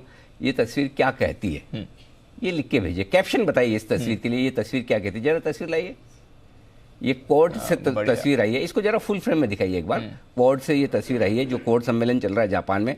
आप आगे प्रधानमंत्री मोदी को देख सकते हैं और जापान के राष्ट्रपति हैं। पीछे बाइडेन साहब, अगर आप ना पहचान पा रहे हो तो मैं आपको बता दूं, जस्ट पीछे बाइडेन साहब है, बाकी लोग मास्क में, तो मैं भी नहीं पहचान पा रहा हूँ। ऑस्ट्रेलिया के भी शायद बाइडेन साहब के साथ में ऑस्ट्रेलिया के। कैप्शन प्लीज, ये तस्वीर क्या कहती है। सारे नेता जा रहे हैं ना। मैंने हिंट दे दिया बस। अब आगे आप बताइए इस तस्वीर से। एक काम करिए, मैं मेरे बिजनेस के हैंडल से ट्वीट कर देता हूँ और फिर उसके बाद आप उस पर कैप्शन लिख के भेजिएगा। ये तस्वीर आपको क्या कहती है, क्या कुछ संकेत दे रही है? यदि हाँ, आइए इन संकेतों के बीच में चलते हैं आगे और बढ़ते हैं जी बिजनेस की एक एक्सक्लूसिव रिसर्च की तरफ। और ये रिसर्च लेकर आए हैं आशीष चतुर्वेदी हमारे साथ। चलते हैं आशीष के पास, देख लेते हैं एक्सक्लूसिव रिसर्च।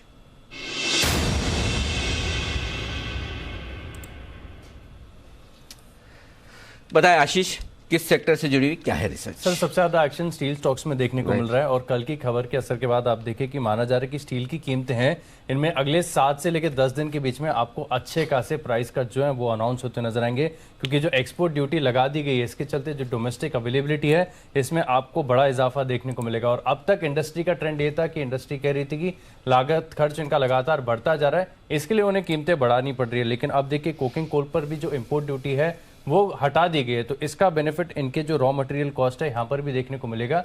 इसके चलते माना जा रहा है कि काफ़ी जो स्टील कंपनीज है वो प्राइस कट भी अनाउंस करके चल सकती हैं। सर खास बात ये भी है कि ईयू जैसे देशों में अब तक जो एक्सपोर्ट कर रहे थे यहाँ पर इनको डोमेस्टिक से बेहतर रियलाइजेशन यानी मार्जिन्स देखें तो एक्सपोर्ट में रहे थे, लेकिन अब वो नहीं कर पाएंगे। थोड़ा सा टैकल करने के लिए इंडस्ट्री ने जो एक तरीका निकाला है कि जो सेमी फिनिश्ड जो प्रोडक्ट्स होंगे इनको एक्सपोर्ट करेगी। और कुछ रिपोर्ट्स ये भी इंडिकेट कर रही है कि सेमी फिनिश्ड प्रोडक्ट्स के जो एक्सपोर्ट हैं इसमें आपको बड़ा इजाफा देखने को मिल सकता है। FY22 में देखें तो पूरा जो क्रूड हुआ था उत्पादन, इसमें करीब 17% का जो है एक्सपोर्ट किया गया था। और रिपोर्ट्स ये भी बता रही हैं कि अभी फिलहाल देखें तो मांग में जो है आपको इसका असर देखने को मिल सकता है। सर इंटरनेशनल मार्केट्स में कीमतें ऑलरेडी रिफ्लेक्ट कर रही हैं। चाइना में लगातार आप देखें तो स्टील की जो कीमतें हैं इसमें आपको बड़ी गिरावट देखने को मिल रही है। पिछले 14 दिन में 11% से ज़्यादा की गिरावट देखने को मिल रही है। 6 मई से लगातार कीमतें घटती जा रही हैं, तो स्वाभाविक है कि इसका असर आपको जो घरेलू कंपनीज हैं यहाँ पर भी आपको देखने को मिलेगा। अगले 7 से लेकर 10 दिन में जो स्टील कंपनीज हैं वो प्राइस कट काफ़ी लंबे समय के बाद अनाउंस करेंगी, तो असर आपको देखने को मिलेगा। सर सेल है, JSW स्टील, JSPL जैसी जो कंपनीज हैं यहाँ पर ज़्यादा असर होगा। सेक्टर खराब हो गया, मतलब खराब मतलब बहुत ही रिवर्स हो गया। दीप 10% आपका वॉल्यूम गिर जाए और 10% दाम गिर जाए, यानी कि टोटल वॉल्यूम का 10% इम्पैक्ट और दाम का 10% इम्पैक्ट, तो कितना फर्क पड़ता है मैं आपको बताता हूँ। टाटा स्टील का कामकाजी मुनाफा 22% घटता है, जो कि बेस्ट है, यही अच्छा है 22%। हाँ, बाकी JSW स्टील का 37% घटेगा, सेल तो 48% घटेगा, आधा रह जाएगा। और JSPL का भी लगभग 46% घटेगा काम ऑपरेटिंग प्रॉफिट। तो बड़ा इम्पैक्ट, मतलब इनका तो आप ये सोचो कि मतलब प्रॉफिट ही रह जाए वो बड़ी बात है। अब सेल वेल जैसी कंपनी के लिए तो इतना खराब हो गया है, मतलब अनलेस अनटिल सरकार इसको रिवर्स करे। हो तो गया, अब ये रिवर्स होगा कि नहीं होगा भगवान जाने, तुरंत तो नहीं होगा, कितना लंबा रहता है, और कितना लंबा रहता है। तो इनकी जो प्रॉफिटेबिलिटी थी उसी पर क्वेश्चन मार्क बढ़ा है। सो और डिमांड आपकी सारी की सारी बाहर की है, लोकल डिमांड कम है ऐसा नहीं कि नहीं है, लेकिन जो इनकी सेल्स के हिसाब से देखें तो मैक्सिमम डिमांड एक्सपोर्ट से ही आ रही थी। करेक्ट। सो वो एक्सपोर्ट आपका खत्म हो गया पूरा का पूरा। आई थिंक टफ टाइम है। तो अगर आपको रखना भी है, कोई एक स्टॉक स्टील में, तो सिर्फ और सिर्फ होना चाहिए टाटा स्टील। क्योंकि अगर अब है ना आप फॉरवर्ड पी मल्टीपल पे देखो, अब ये इस कमाई को एडजस्ट करने के बाद सेल 13 के मल्टीपल पे है, JSW स्टील 12 के मल्टीपल पे है, जिंदाल स्टील JSPL 13 के मल्टीपल। कौन खरीदता है इतना महंगा कमोडिटी स्टॉक को? नहीं खरीदेगा। ये बेस्ट से बेस्ट कमोडिटी साइकिल में 12-13 के मल्टीपल पे ट्रेड नहीं करते। करेक्ट। 5-6 तो बहुत हो गया इनके लिए, 7-8 ही पीक हो जाता है। सो ये स्टॉक सारे के सारे अब भी महंगे, हर उछाल में इनको बेचना है। ये बात हम लगातार आपको कई समय से कह रहे हैं। नो डाउट हमको ये अंदाजा नहीं था कि ये हो जाएगा, इस वजह से इतनी तेजी से गिरेंगे। ये तो मतलब आउट ऑफ सिलेबस आ गया, गिर गए। बट इन कंपनियों के पे बड़ा क्वेश्चन मार्क जो स्टील कंपनी पे लगा है, इसका बड़ा असर पड़ेगा। एक बार जरा इसी पर राय ली जाए। हमारे साथ चोपड़ा साहब भी है। चोपड़ा साहब, कैसे देखते हैं आप स्टील कंपनियों को अब?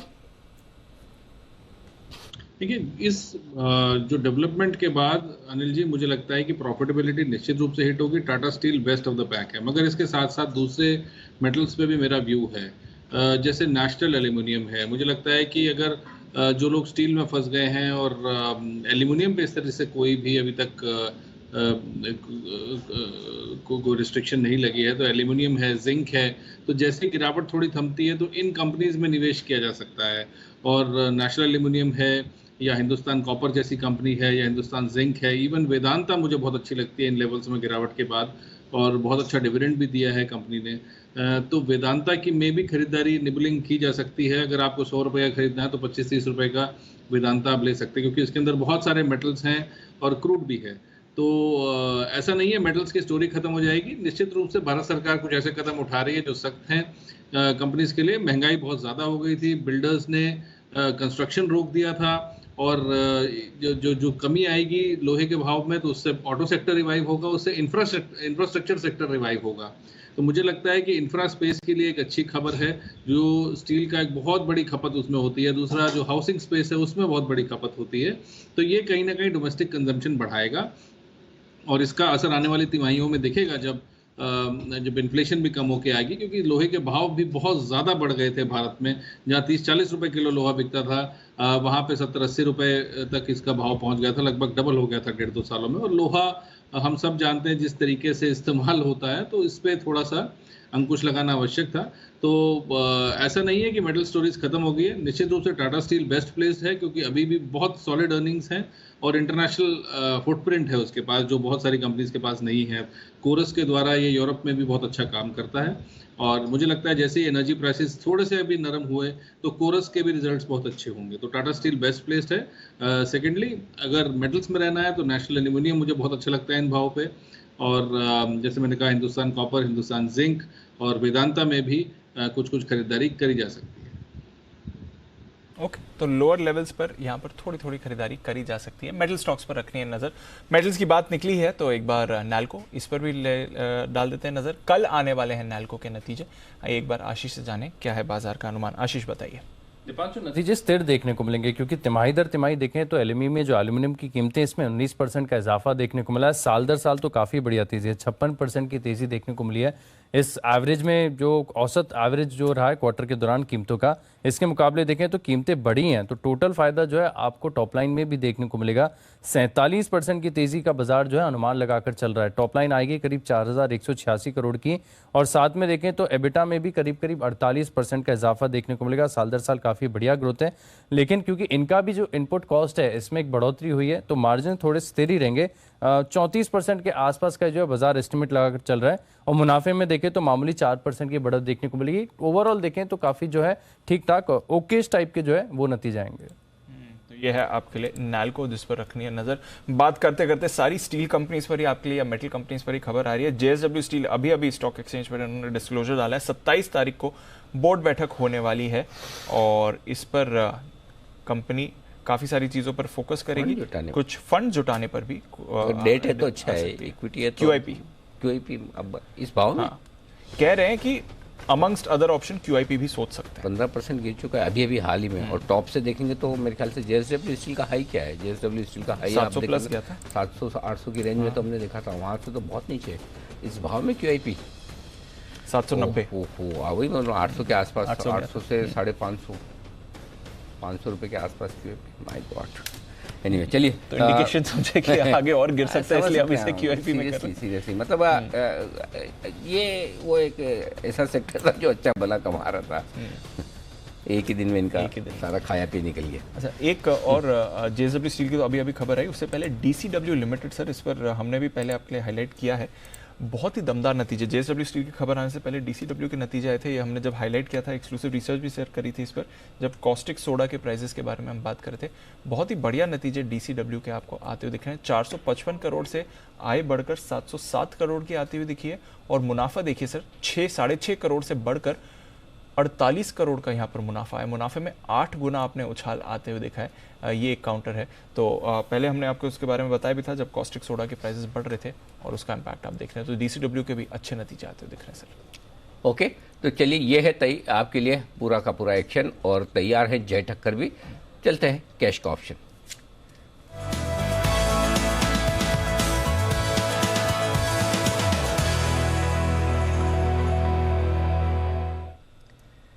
जय, गुड आफ्टरनून। जो जूस आप पी रहे हैं पिंक से कलर का, कौन सा वाला है वो? हाँ जी, जरा दिखाइए। जी अनिल जी वो पोमोग्रेनेट जूस है अनार का जूस। अब पता चला जय इतने लाल लाल के दिखे। अच्छा, मैंने आजकल जय एक नया सिस्टम निकाला। जिस एनालिस्ट पे मुझे नजर रखने का इंटरेस्ट होता ना, तो मैं ना उसको सामने वीडियो वॉल पे, बड़ी वाली वीडियो वॉल पे लगा था, जरा हमारे जिप कैमरा घुमाइए, देखे जय बड़ी वॉल पे कैसे दिख रहा है, तो मुझे सब पता चलता। नहीं तो क्या इस वाली विंडो में तो क्या है ना, सब कुछ दिखता नहीं है, खाली यही दिखता है। ये देखिए, इसमें मुझे जय पूरे दिख रहे हैं, और ये हट, हाँ ये देखो पूरा नजर आ रहा है जय के आसपास क्या पड़ा है। तो वो आपने सुना है ना, ऊपर वाला सब देख रहा है जय।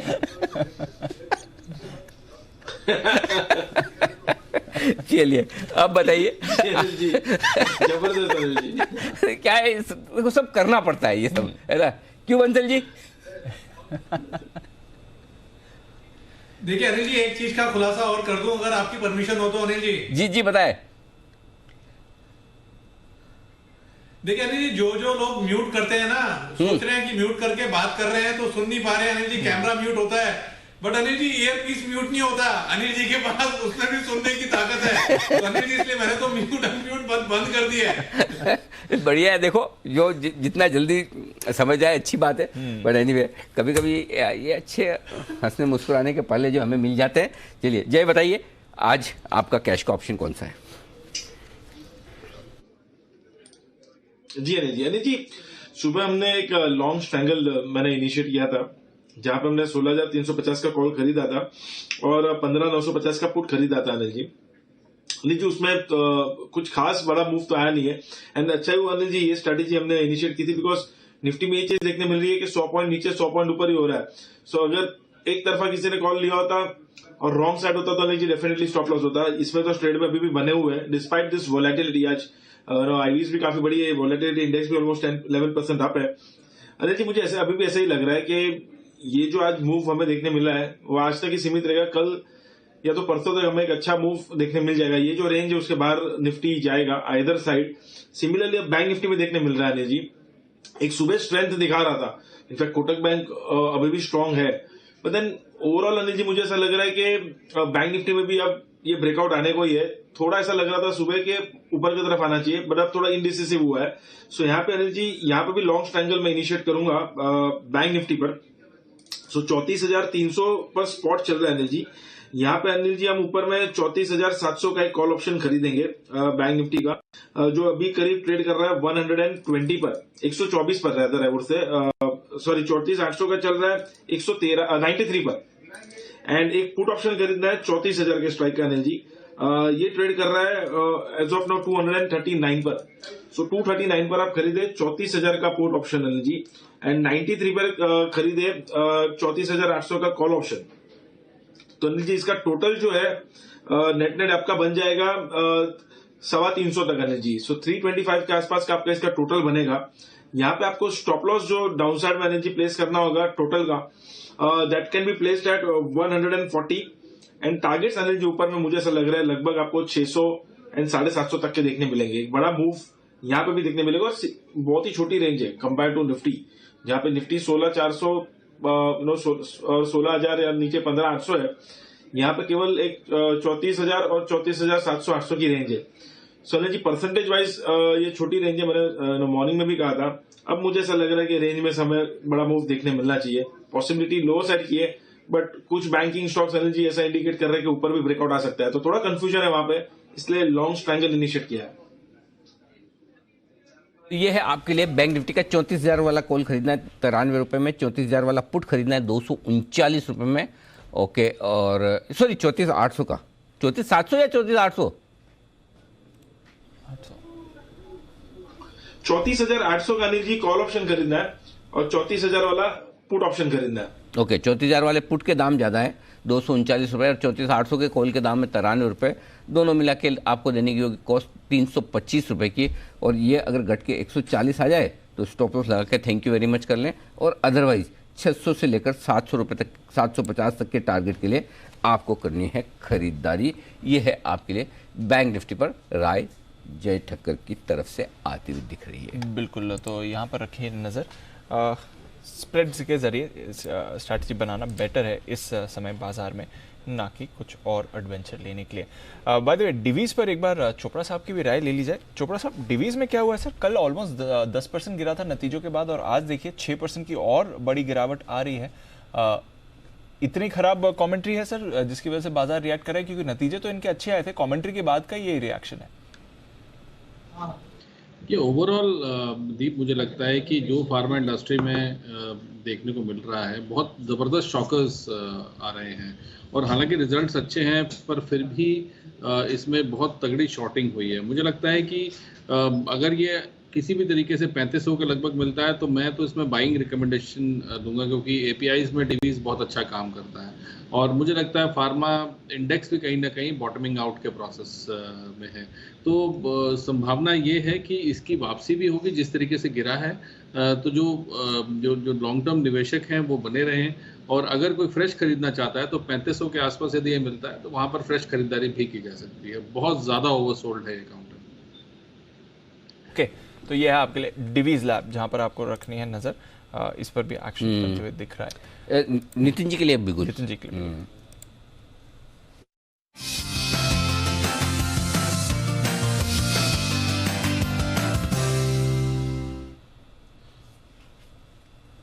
बताएं नितिन जी। अनिल जी, यहाँ पे बैंक निफ्टी में हम बियर स्प्रेड प्ले करेंगे और रिस्क टू रिवार्ड रेशियो काफी बेहतर बन रहा है। 34,300 की पुट ऑप्शन लेंगे जो हमें 385 में मिल रही है, और 34,000 की पुट ऑप्शन बेच देंगे जो 253 में बिक रही है। तो ये बियर स्प्रेड बनाने में 134 रुपए का प्रीमियम लगता है। इसमें स्टॉप लॉस हम 50 रुपया रिस्क रखेंगे, यानी 50 रुपया इंटू लॉट साइज जो 25 है। अगर वो मेरा लॉस हो रहा है तो हम एग्जिट करेंगे। अदरवाइज कल पॉसिबल है, जैसा आज डेटा बना है, कि एक गैप डाउन ओपनिंग हो सकती है। अभी लास्ट में भी हम देख रहे हैं कि बैंक निफ्टी में सेलिंग आ रही है और ऑलरेडी विक्स बढ़ी हुई है, तो हम इस गैप डाउन ओपनिंग की पॉसिबिलिटी मिल सकती है। तो ये जो 50 रुपए का हम रिस्क पे 125 रुपये प्रॉफिट बना सकते हैं। और बियर पुट स्प्रेड है जिसमें मार्जिन आपका केवल 20 से 22,000 कैपिटल लगती है, क्योंकि आप एक कॉल ले रहे हैं, सॉरी एक पुट ले रहे हैं, एक पुट बेच रहे हैं। तो ये हम क्रिएट कर सकते हैं। 50 रुपए का स्टॉप लॉस, 125 रुपये टारगेट होंगे। 34,300 की पुट लेनी है और 34,000 की पुट बेचनी है।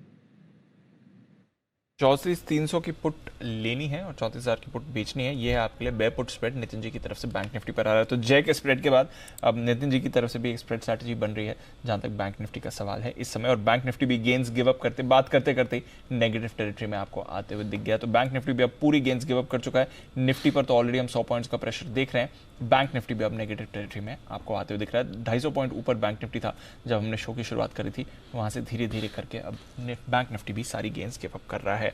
पर नतीजों के लिहाज से कल है एक इंपॉर्टेंट दिन और बीपीसीएल, इस पर वापस फोकस करने का समय आ गया है, क्योंकि इसके कल आएंगे नतीजे। कैसे रहेंगे नतीजे, आइए जानते हैं वरुण दुबे के साथ। वरुण बताइए। तो देखिए दीप, ग्रोथ रहेगी लेकिन मार्जिन्स पे थोड़ा बहुत इम्पैक्ट आपको देखने मिलेगा, वहाँ गिरावट होने वाली है। सबसे पहले आपको नतीजे बता दूं, रेवेन्यूज़ करीब 23.4% के आसपास बढ़ेंगे, एबिटा में 13.5% की बढ़ोतरी होगी, मार्जिन 4.2% से गिर के 3.8% के आसपास आएंगे और मुनाफे में करीब 18% का आसपास की बढ़ोतरी 2900 करोड़ के आसपास से आने वाला है। अब ऐसा क्यों? देखिए, रिफाइनिंग कारोबार जो है वहाँ तो प्रदर्शन अच्छा है, रिफाइनिंग मार्जिन जो है उसमें सुधार होगा, यूटिलाइजेशन लेवल जो है वो 120% के आसपास रहने का अनुमान है। लेकिन तिमाही दर तिमाही अगर आप देखेंगे, मार्केटिंग में थोड़ी दिक्कत है। मार्केटिंग जो वॉल्यूम्स है उसमें अच्छी खासी बढ़ोतरी है, लेकिन जो ऑटो फ्यूल मार्जिन्स है उसमें थोड़ा बहुत दबाव रहने का अनुमान है और यहीं से कंपनी की जो ओवरऑल मार्जिन्स है उस पर शायद आपको दबाव देखने मिल सकता है। नो डाउट इन्वेंट्री गेन होंगे, लेकिन पिछले क्वार्टर में जितने हुए थे शायद उतने नहीं होंगे, तो उसके वजह से जीआरएम्स में उतनी ज़्यादा बढ़ोतरी का अनुमान नहीं लगाया जा रहा है। तो ग्रोथ होगी लेकिन ऑपरेशनली थोड़ी बहुत वीकनेस शायद आपको देखने मिल सकती है। तो ये है आपके लिए बीपीसीएल। वागे साहब एक बार जरा चार्ट भी देखें, कहीं गया नहीं है, काउंटर दबाव में ही बना हुआ है 330 के आसपास। क्या राय देंगे सर? रेंज में है, मुझे नहीं लगता 320 ब्रेक करेगा। ऑन द अपसाइड 333 का एक स्ट्रॉन्ग रेजिस्टेंस है, जो भी ब्रेक करना इतना इजी नहीं, 33-35 का। सो 320, 322 on the down side, 335 on the upside, यही रेंज मुझे लगता है। तो ये है आपके लिए बीपीसीएल जिस पर रखनी है नजर। बाटा, इस पर करिए फोकस, और पेज इंडस्ट्रीज, इस पर करिए फोकस। दोनों में एक सडन स्पाइक आपको आते हुए दिख रहा है। बाटा और पेज इंडस्ट्रीज दोनों में एक्शन आ रहा है। इनफैक्ट बाटा में थोड़ा और एक्शन बनते हुए दिख रहा है। कुणाल जी, कोई व्यू बाटा पर? देखिए बिल्कुल दीपांशु, बाटा का अगर आप चार्ट देखें तो कमज़ोर बाजार में इसमें एक स्पाइक आता हुआ दिख रहा है और नीचे के लेवल्स पर एक मजबूत सपोर्ट है, वहीं से बाउंस आता हुआ दिख रहा है। तो ये 1760 के आसपास चार्ट पर एक बड़ा सपोर्ट है, वहीं से इंट्राडे चार्ट्स पर ब्रेकआउट हुआ है। मुझे लगता है कि 1840 1850 तक ये स्टॉक ऊपर जा सकता है। तो मौजूदा स्तरों पर शॉर्ट टर्म ट्रेडिंग बाउंस जरूर देखने को मिल सकता है। तो अगर आप एक शॉर्ट टर्म ट्रेडर हैं, एकदम टाइट स्टॉप लॉस रख करके ट्रेड कर सकते हैं, तो 1840 के टारगेट के लिए बिल्कुल बाय किया जा सकता है। तो ये है आपके लिए बाटा, जिस पर रखनी है नजर, और नतीजे भी कल आने वाले हैं बाटा के। तो आइए एक बार यहाँ पर भी जान लेते हैं क्या है अनुमान। वरुण बताइए। ओके, तो अच्छे नतीजे रहेंगे बाटा के, नो डाउट। जिस तरह से इकोनॉमी ओपन अप हुई है, स्कूल कॉलेजेस ऑफिस शुरू हुए हैं, तो उसका फ़ायदा खासकर इस कंपनी को होने वाला है। साथ ही साथ ये भी याद रखिएगा कि इस कंपनी के काफ़ी सारे शोरूम्स जो है वो आपको मॉल्स में देखने मिलेंगे। और आपको याद होगा कि इस बार इस क्वार्टर में खासकर जितने भी मॉल्स थे वो खासकर खुले हुए थे, फुल कैपेसिटी पे ऑपरेट कर रहे थे काफ़ी, तो और उसके चलते फुटफॉल्स जो है उसमें अच्छी खासी बढ़ोतरी देखने मिली है। इसके लिए कंपनी के रेवेन्यू जो है उसमें 18-19% के आसपास की बढ़ोतरी होगी, 700 करोड़ पे आएगा। एबिटा जो है 29.5% के आसपास बढ़ने वाला है और एबिटा मार्जिन में 19% से बढ़कर 20.7% पे आएंगे। अब एबिटा मार्जिन क्यों बढ़ रहा है जबकि कच्चे माल के दाम बढ़े हैं? तो देखिए काफ़ी कुछ जो मैं रिपोर्ट्स पढ़ रहा था वो कह रहे थे कि शायद कुछ जो अनसोल्ड इन्वेंट्री थी इनके पास पहले लो कॉस्ट की, उसको ये कंपनी जो है वो हाई कॉस्ट पे बेच पाई है। तो उसका एक फ़ायदा जो है इस कंपनी को मिला है। इसके लिए इस बार मार्जिन शायद बढ़ सकते हैं और मुनाफा जो है 60 करोड़ पे आएगा 30 करोड़ से बढ़ के। तो ओवरऑल नतीजे बाटा के अच्छे रहने वाले हैं। तो ओवरऑल नतीजे बाटा के अच्छे रहने वाले हैं और लग रहा है वरुण बाजार ने भी थोड़ा इसका अनुमान लगाना शुरू कर दिया है, क्योंकि एक BTST कैंडिडेट डेफिनेटली बनते हुए दिख रहा है जिस तरह से अभी स्टॉक पर स्पाइक आ रहा है। बाटा नतीजों से पहले थोड़ा एक्टिव हो रहा है, पर बाजार अपनी गेंस गिव अप कर चुके हैं। कल के लिए क्या स्ट्रैटेजी बना के जानी है, कौन से रहेंगे इंपॉर्टेंट लेवल्स, आइए जानते हैं अनिल जी से फाइनल मार्केट स्ट्रैटेजी में।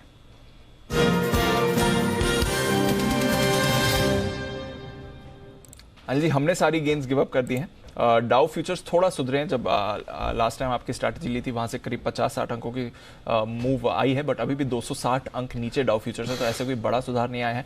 नैस्डैक फ्यूचर्स 2% नीचे हैं, यूरोप 1.5% तक गिरावट दिखा रहा है। एशिया में आज कमजोरी थी, रुपया थोड़ा फिर से कमजोर हुआ है, स्टेबल था आज सुबह। डॉलर इंडेक्स हालांकि सुस्त बना हुआ है। तो अनिल जी, ग्लोबल क्यूज तो ठीक नहीं दिख रहे हैं सर, और हमारे बाजार भी हालांकि इन लाइन उतनी बड़ी गिरावट नहीं है, बट वीक आज लगातार दूसरे दिन है। क्या करके जाना है? देखिए 16,200 के नीचे बंद हो रहे हैं। पिछले 5 ट्रेडिंग सेशन से आप 16,200 के ऊपर बंद हो रहे हैं, एक्सेप्ट 2 सेशन पहले 15,800 पे बंद हुए थे। उसके पहले 2 सेशन भी आप 16,200 के ऊपर बंद हुए। तो ये या तो सीधे ही 16,000 के नीचे बंद हो तो समझ में आता है, या 16,200 के ऊपर बंद होता रहे। तो बड़े लंबे समय बाद ऐसा हो रहा है कि 16,000 और 16,200 के बीच में कहीं आप जाकर बंद हो रहे हैं। तो अगर एकदम आप शॉर्ट टर्म व्यू लेकर चल रहे हैं ट्रेड पे, एकदम शॉर्ट टर्म व्यू, तो 16,200 के नीचे जो बंद हो रहा है आपको अपनी लॉन्ग पोजीशन कम कर लेनी चाहिए। अनलेस कि आप 15,750 15,800 के लिए तैयार हैं कि वो आ जाए तो मुझे कोई फर्क नहीं पड़ता, ठीक है। अदरवाइज हो सकता है थोड़ा सा कल आपको और नीचे देखने को मिल जाए। हो सकता है आपको 15,900 16,000 की रेंज में मिल जाए, वहाँ पर आपको एंट्री करने का एक मौका मिले। तो अगर आपको डर लगता है लॉन्ग पोजीशन रखने में और अगर आपका इतना व्यू नहीं, तो या तो आप एक पुट ऑप्शन खरीद कर हेज कर लें या फिर आप कम करके जाएं। एक तरीका ये। दूसरा तरीका ये है कि अगर आपकी शॉर्ट पोजीशन है तो आप 16,400 का कॉल खरीद लीजिए, उससे ज़्यादा तो ऊपर खुल नहीं सकता। और अभी तो 2 दिन बचे तो आपको एक्सपायरी में कोई महंगा भी नहीं मिल रहा। तो एक एक्स्ट्रा ऑर्डिनरी अगर बहुत ऊपर से गैप से ओपनिंग हो जाए तो उसके लिए अगर आपको हेजिंग रखनी है तो वो भी रख सकते हैं। तो ओवरऑल जितनी पोजीशन कम रखें, क्योंकि देखिए 250 पौने 300 पॉइंट नीचे डाउ फ्यूचर है। अब पता नहीं ना, डाउ 500 ऊपर बंद होगा, 500 नीचे बंद होगा, कल ऊपर बंद हो गया तो हो सकता है आज नीचे बंद हो। तो इसलिए बेटर है कि थोड़े हल्के रहें, नए पोजीशन ना रखें, 1-2 दिन निकल जाने दें। जब ये वॉलेटिलिटी आपको डाउ फ्यूचर्स में और मार्केट में कम होती दिखेगी तब फ्रेश पोजीशन बनाएगा, फ्रेश पोजीशन अब रहने दीजिए। सेम बैंक निफ्टी का हाल है, वही 34,250 275 के आसपास दी वहीं बंद हो रहा है, जहां हमने बोला था कि 2:30 बजे डेटा ये बता रहे हैं। तो यहाँ ठीक है, यहाँ समस्या नहीं है। बैंक निफ्टी अभी भी कहीं स्टॉप लॉस ट्रिगर करने के संकेत नहीं दे रहा है, लेकिन निफ्टी में अगर आप 1-8 दिन का व्यू लेकर चलना है तो आपको स्टॉप लॉस ट्रिगर करना चाहिए कल वापस, ताकि आप फ्रेश एंट्री कर पाए। हो रहा है ट्रिगर होने दीजिए। हाँ, हो रहा है। अगर आपको बिल्कुल रिस्क लेने की, अगर आप 15,900 नहीं देख सकते हैं, या अगर कल अगर 15,900 16,000 की रेंज में खुले फॉर एग्जांपल, वो आपकी रिस्क के बाहर है तो फिर अभी बेच दीजिए। क्योंकि आज 16,200 के नीचे जो क्लोजिंग मिल रही है 5 दिनों में, एक एक्सेप्शनल क्लोजिंग हटा दीजिए 15,800 वाली 2 दिन पहले, तो आपकी क्लोजिंग थोड़ी नीचे की तरफ हो रही है। डिसिप्लिन के तौर पे कम कर लें। ओके, तो डिसिप्लिन के तौर पर अगर स्टॉप लॉस ट्रिगर हो रहा है तो होने दीजिए। कल नया दिन है, कल आके देखेंगे क्या आपको करके जाना है। बलरामपुर चीनी, इसके नतीजे आपको आते हुए दिख रहे हैं आपकी स्क्रीन पर। 1020 करोड़ से बढ़कर आय इनकी 1200 करोड़ की प्लस आती हुई दिखी। तो आय के फ्रंट पर तो अच्छी परफॉर्मेंस आपको बलरामपुर चीनी की दिख रही है। आज ऑफ कोर्स गिरा इसलिए क्योंकि ब्लूमबर्ग ने थोड़ी देर पहले वो जो शुगर एक्सपोर्ट लिमिट की बात करी थी, शायद उसका इम्पैक्ट है। कामकाजी मुनाफा एकदम सपाट है, 332 करोड़ के मुकाबले 331 करोड़, तो वहां पर कोई बदलाव आपने नहीं आते हुए देखा है। मुनाफा भी बिना बदलाव के 240 करोड़ पर ही आपको आते हुए दिखा है। तो कुछ ज़्यादा कामकाजी तौर पर परफॉर्मेंस नहीं दिखी है। मार्जिन ऑफ कोर्स यहाँ पर बड़ी कटौती होती हुई दिखी है। 32.6% से घटकर 26% के मार्जिन आए, तो एक मार्जिन इम्पैक्ट इन्होंने लिया है।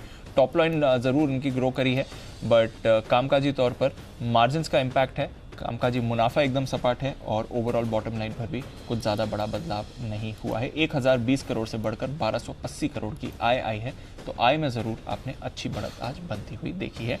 यह है आपकी स्क्रीन पर बलरामपुर चीनी के नतीजे जो फिलहाल फ्लैश होते हुए दिख रहे हैं, इस पर रखिए नज़र। आइए फिर कुछ और काउंटर्स जहां पर क्विकली नज़र डाल देते हैं, इससे पहले कि बाजार हम क्लोजिंग मोड में जाते हुए दिखें। और फ्रेश वीकनेस मेट्रोपोलिस पर आपको फिर से आती हुई दिखी। कल एक रिलीफ रैली का मूड था, आज फिर से ये काउंटर आपको कमज़ोर होते हुए दिखा है। पीवीआर और आइनॉक्स दोनों ही स्टॉक्स में आपने एक बड़ी बिकवाली का प्रेशर देखा है, इस पर भी रखिएगा नज़र जिस तरह से ये काउंटर्स गिरे। एक गिरावट अभी आरबीएल बैंक में फ्रेश आती हुई दिख रही है। जरा क्विकली एक बार सुमित जी से आरबीएल बैंक के चार्ट पर चेक ले लूँ। सुमित जी बताएं, आरबीएल बैंक सर। कुछ खास दम नहीं है दीपांशु, आरबीएल बैंक का स्ट्रक्चर ओवरऑल वीक ही है। बीच में 2-4 दिन का बाउंस बैक आया था, फिर वापस से अपने रास्ते पे आ चुका है और अभी 110 के नीचे जाएगा तो वापस से इसके अंदर गिरावट आएगा और 8-10 रुपए का फॉल आरबीएल में देखने को मिल सकता है। तेजी तभी आएगी जब स्टॉक के अंदर 120-125 का लेवल कन्विंसिंगली टूटेगा और पॉजिटिव न्यूज फ्लोज आएगा। जब तक कोई पॉजिटिव न्यूज फ्लो इसमें आता नहीं है, पुल बैक बाउंस बैक में तेजी नहीं करनी चाहिए, एग्जिट करना चाहिए। यह है आपके लिए आरबीएल बैंक। जय, आपके पास भी एक जैकपॉट कॉल थी, बताएं। जी बिल्कुल दीप, खरीदना है put option at the money strike का, एमएनएम फाइनेंस का 165 के स्ट्राइक का पुट ऑप्शन आप खरीदे, ₹1.90 पे ये ट्रेड कर रहा है अभी। यहाँ पे मुझे रिस्क रिवॉर्ड बहुत ही बढ़िया लग रहा है दीप, बिकॉज आज के ट्रेडिंग सेशन के दिन जो हिसाब से आज ये 170 के नीचे सस्टेन कर रहा है, आई मीन कल की क्लोजिंग करीब 170-171 के आसपास ही आई थी, आज उसके नीचे ब्रेक डाउन है दीप। एंड अब ये स्टॉक मुझे ऐसा लग रहा है कि 158-155 तक जा सकता है। तो अगर ये ₹1.90 वाला जो पुट ऑप्शन है, इसकी इंटरेस्टिंग वैल्यू दीप लगभग आपको 60 रुपए से लेकर 9 रुपए तक की हो जाएगी। तो 7 और 9 ये तो टारगेट्स के लिए आप खरीदे। 165 के स्ट्राइक का पुट ऑप्शन का ये टारगेट रहेगा एमएनएम फाइनेंस का। स्टॉप लॉस यहाँ पे हल्का सा छोटा सा रहेगा, मतलब 0.60 का 60 पैसे का आप रखे तो 1.3 पॉइंट्स का एक डाउनसाइड रिस्क है। और अपसाइड पोटेंशियल अगर दीपक आप देखें तो 7 और 9 के अगर टारगेट इसके बन रहे तो 5 से 7 रुपए का आपको टारगेट मिल सकता है। तो जबरदस्त एक रिस्क रिवॉर्ड एमएनएम फाइनेंस में हमें देखने मिल रहा है शॉर्ट साइड पर। इनफैक्ट कल चोला फाइनेंस दिया था दीप, आज वो नेगेटिव ट्रेड कर रहा है, सो वहां पे भी अच्छा मुनाफा होता रहेगा। फाइनेंशियल्स में आई थिंक थोड़ा बहुत करेक्शन यहाँ से इस लेवल से देखने मिल सकता है। और अच्छा हो जाए एमएनएम फाइनेंस हमने पुल अप कर दिया, क्योंकि अगला स्टॉक एमएनएम फाइनेंस ही था लिस्ट पर, जिस पर एक्सपर्ट की मैं राय लेने वाला था। तो उस पर भी गिरावट देखिए। एक आईडीएफसी लिमिटेड, इस पर भी एक व्यू लेना था। जरा वागले साहब क्विकली आईडीएफसी लिमिटेड का चार्ट देखें, बड़ा ब्रेकडाउन आज इस पर आया सर।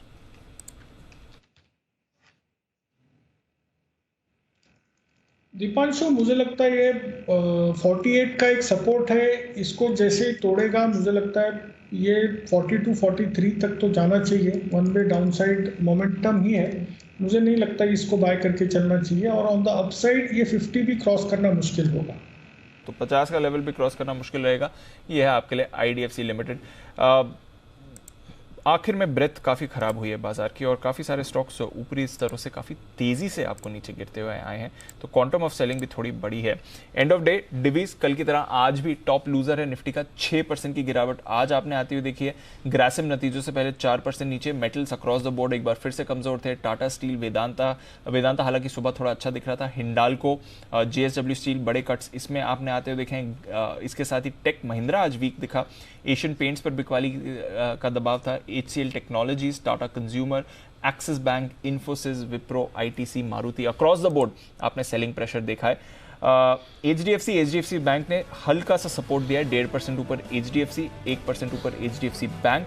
कोटक बैंक 1.5% ऊपर था, बैंक्स में सबसे मजबूत काउंटर रहा है। रिलायंस इंडस्ट्रीज 0.5% ऊपर था और डॉक्टर रेड्डीज में आपने थोड़ी खरीदारी देखी। टाटा मोटर्स M&M भी माइल्ड पॉजिटिव क्लोज होते हुए दिख रहे हैं। बस सपोर्ट वहीं पर खत्म हुआ, उसके अलावा आपको और बाजार से कहीं सपोर्ट नहीं मिला है।